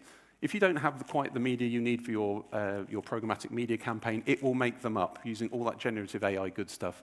Images that you don't have, voiceovers you don't have, scripts you don't have, videos that need to be edited, etc., etc. You put as many bits as you've got into the machine, tell it what you want, and you can help it create the rest. So really interesting targeted media, essentially supported by the platform as well. Now we're going into the future slightly, and obviously the first one, look at those, when I was saying, you know, the future is probably going to be augmented. This is a really good example. Doesn't exist anymore, by the way. This was a sort of a startup that then disappeared. However, this was all when NFTs were brilliant. You bought your NFT, you decided where you wanted it to be in the real world, and then you published that, and then somebody could then subscribe to your vision, and as they walk down the street looking at your vision, they would see all of your NFTs, where you wanted them to be. Now, if you then say each one of those is a billboard, somebody's walking down the screen, everybody's seeing their own different version of reality, but interacting in the same world. How do you deal with that? Planning consent for billboards might get a whole lot easier in the future. However, you know, this is a long way away, quite frankly. This is a long way away. But you can imagine quite in the future, this is going to happen. This is a couple of years old now, but actually they did an update a couple of weeks ago. So this was the update a couple of weeks ago, and it is an interactive, color-changing dress.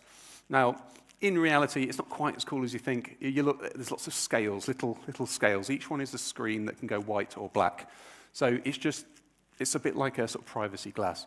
However, they're sort of interactive to an extent, but you can start to think, okay, that's interesting. If I can now have my clothes, imagine this, actually selling you something, then that's interesting. Everybody becomes a screen, and if everybody becomes a screen, the world becomes essentially just one big media frenzy. And you can see where BMW went last year, and they've increased it on this year. So this was at CES, the Consumer Electronics Show. And this uses the same ink as your Kindle. If you ever had a Kindle, if you turn the power off to this, it stays like that. So imagine going home and you've got a white house and you make your car go white. You go to work and it's blue building and you make it go blue. It blends in. If you steal a car and they're looking for a red car, it's quite easy to then turn it into a black car, for instance. But likewise, you can imagine putting adverts on this, parking up in a car park and walking away.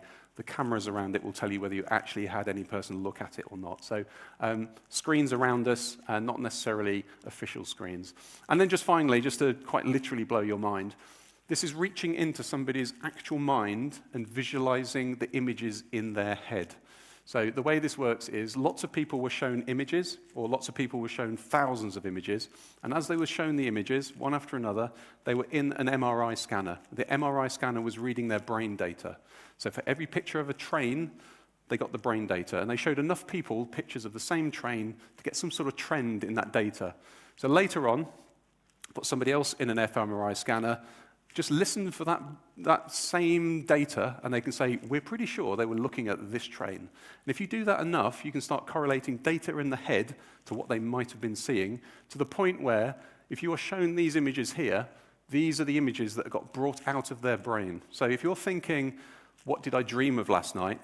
You can actually now visualize your dreams, which would be quite interesting. Imagine if you could sell those. That would be amazing. But likewise, if you just want to know, did anybody see your adverts?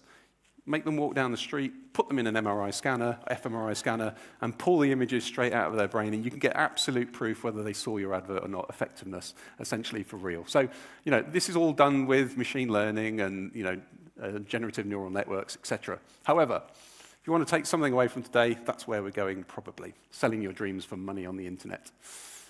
Hopefully, that's it. You survived. Thank you.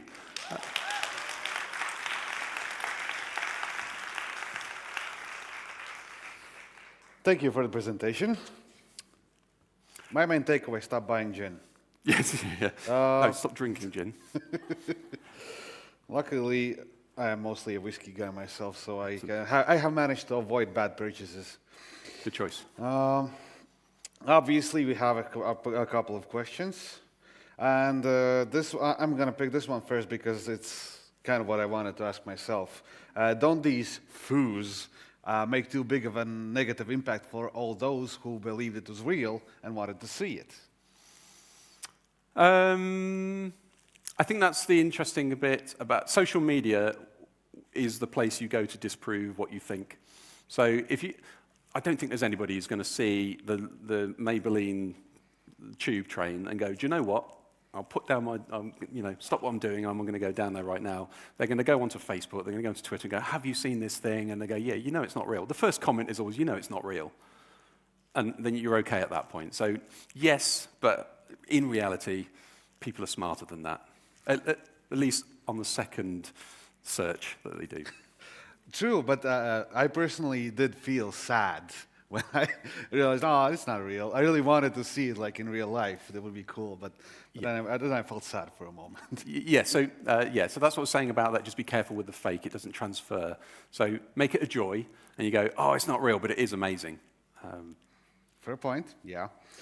Thank you for your answer. No problem. And another question is, how and should you explain to your audience that it's not real and you should not go to London for the mascara train? As I said, some people have just put #CGI, and they just go, or they've done a little wink. They've just done something very subtle. So, our next real campaign, and they put it in quotes. So they've been playful. Like if you just say, here's our new campaign, it's for a thing, go down to the tube, and it's too much. So most people, what I've seen is they've done it really subtly, and they've just tongue-in-cheek, as we call it. They've just gone, wink, wink, here's our new totally real campaign and they'll just mention it. And of course, if you're a bit slow, you go, it's totally real. But of course, you'll realize fairly soon. So I think just nudge people to know that you're being playful with them in the copy that you launch it with. All right, understood. Thank you. No problem. Now, there's just a couple of compliments. Thank you, very inspirational. Hope to see those more, but not too many, because then it will be boring. Yeah, by the way, just quick plug, if you do like these sorts of things, for free, I just do a video on YouTube of all the latest trends for the week. So I'll see if I can get a link, because tune in and it's free. Nobody watches it, so if even half of you did it, I'll double my audience. There's one very important question. Yes. Especially considering that I personally am an IT security expert. Mm-hmm. Are you hacking us now? No, But interesting, that device, which is I guess what you're talking about, Yes. if I was in this space, I can read all the Wi-Fi networks, that's fine. I can actually, I can pretend to be a Wi-Fi network, so the free network, and like you log on and I'll get all of your details from that. I can also just sniff the air, so that sounds weird, but digitally sniff the air for things like Wi-Fi or any Bluetooth signals. I can literally sniff all the signals going on, and I can capture it and I can play it back. So if somebody opens a door with a thing, I can just stand by it, sniff it, and play it back. In reality, when you get this thing out of the box, it doesn't quite do all the cool stuff. You need to know really what you're doing. It's like buying a set of lock picks. Day one, you're not very good at picking locks. You can't pick a lock. But by day 100, you know how to pick a lock. So with this thing, it's a novelty, but if you really persevere, you can do some proper danger with it. And I'm not hacking you right now. But if you just, if you waft your credit card, or if I walked past your back pocket or your purse or your handbag, I can read the cards in it, or the topmost card in it. So it might just be a supermarket card, but it might be your pass for work, and I can record that and replay it. So during COVID, 3 days a week you're supposed to be in, and I could take, by the way, everybody at Sky who's listening, I didn't do this, but I could get all of my colleagues' cards, scan them all, and if they weren't in that day, I can just go down to the gate and just scan them in, because I've got a copy of their card, for instance. I'm not saying I did it. Fair point, thank you. And also, do you think fake out-of-home could harm the out-of-home industry, especially media owners? Yes. Yeah, so, no, there's a bit more to that, I guess. Yes, I think we've got to own it, and we've also got to start putting out, it's a little bit what America are trying to do to AI right at the moment. They're trying to own the rules to it, and I think to an extent, we've got to do that a little bit. But I think the trend will go. I think it'll start to become just a thing that you need to add to the end of your campaign or part of your campaign. So I think at the moment, I think it's only good. And the only people that probably should be annoyed about it are the rightful media owners who've had a known brand Photoshop over their other ads that were on there. I would probably, if they were, I'd look down our media list and go, they're an advertiser. I'd probably have a chat with their media agency. And this naturally actually leads into another question that just popped, that should we expect more strictly regulated environment due to AI-generated fake ads, news, and etc.? Probably yes. Well, okay, there's fake ads and there's branded content. So that's really what we're talking about, is social media content. That's what we've talked about. Fake ads are manipulative and are usually there to do bad. So if you're talking about fake media, they're trying to get you to do something that is bad. And that's, I think, a place we shouldn't go to, or we should make sure. And that's about the social media platforms knowing that. America right now are trying to put watermarks on video. It's never going to work. However, we need some way of AI output being flagged to big platforms so that when it comes back and tries to be something it's not, it's authenticated and moved away. I think at the moment we're just talking about playful social media videos where a brand is totally up for it and they've just done some great partnerships. I think we're okay for now. All right. And, well, last question for today and for you. What's your favorite shirt brand? My favorite? Shirt brand. Shirt brand. Yeah. I should say call out to Claudio Lugli in the UK. That's Claudio-Lugli. Claudio Lugli. Yeah, just makes funky, weird shirts. Got really nice buttons, different colour buttons. Yeah, no, I think the older you get, the more, if you fall over, people need to find you. So wear like, interesting shoes that are bright. So the older I get, the brighter I will get. Make sure your socks get noticed by helicopters when they're searching for you.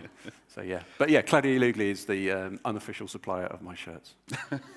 All right. Well, thanks a lot for all of your answers. It's been a real pleasure Thank having you here.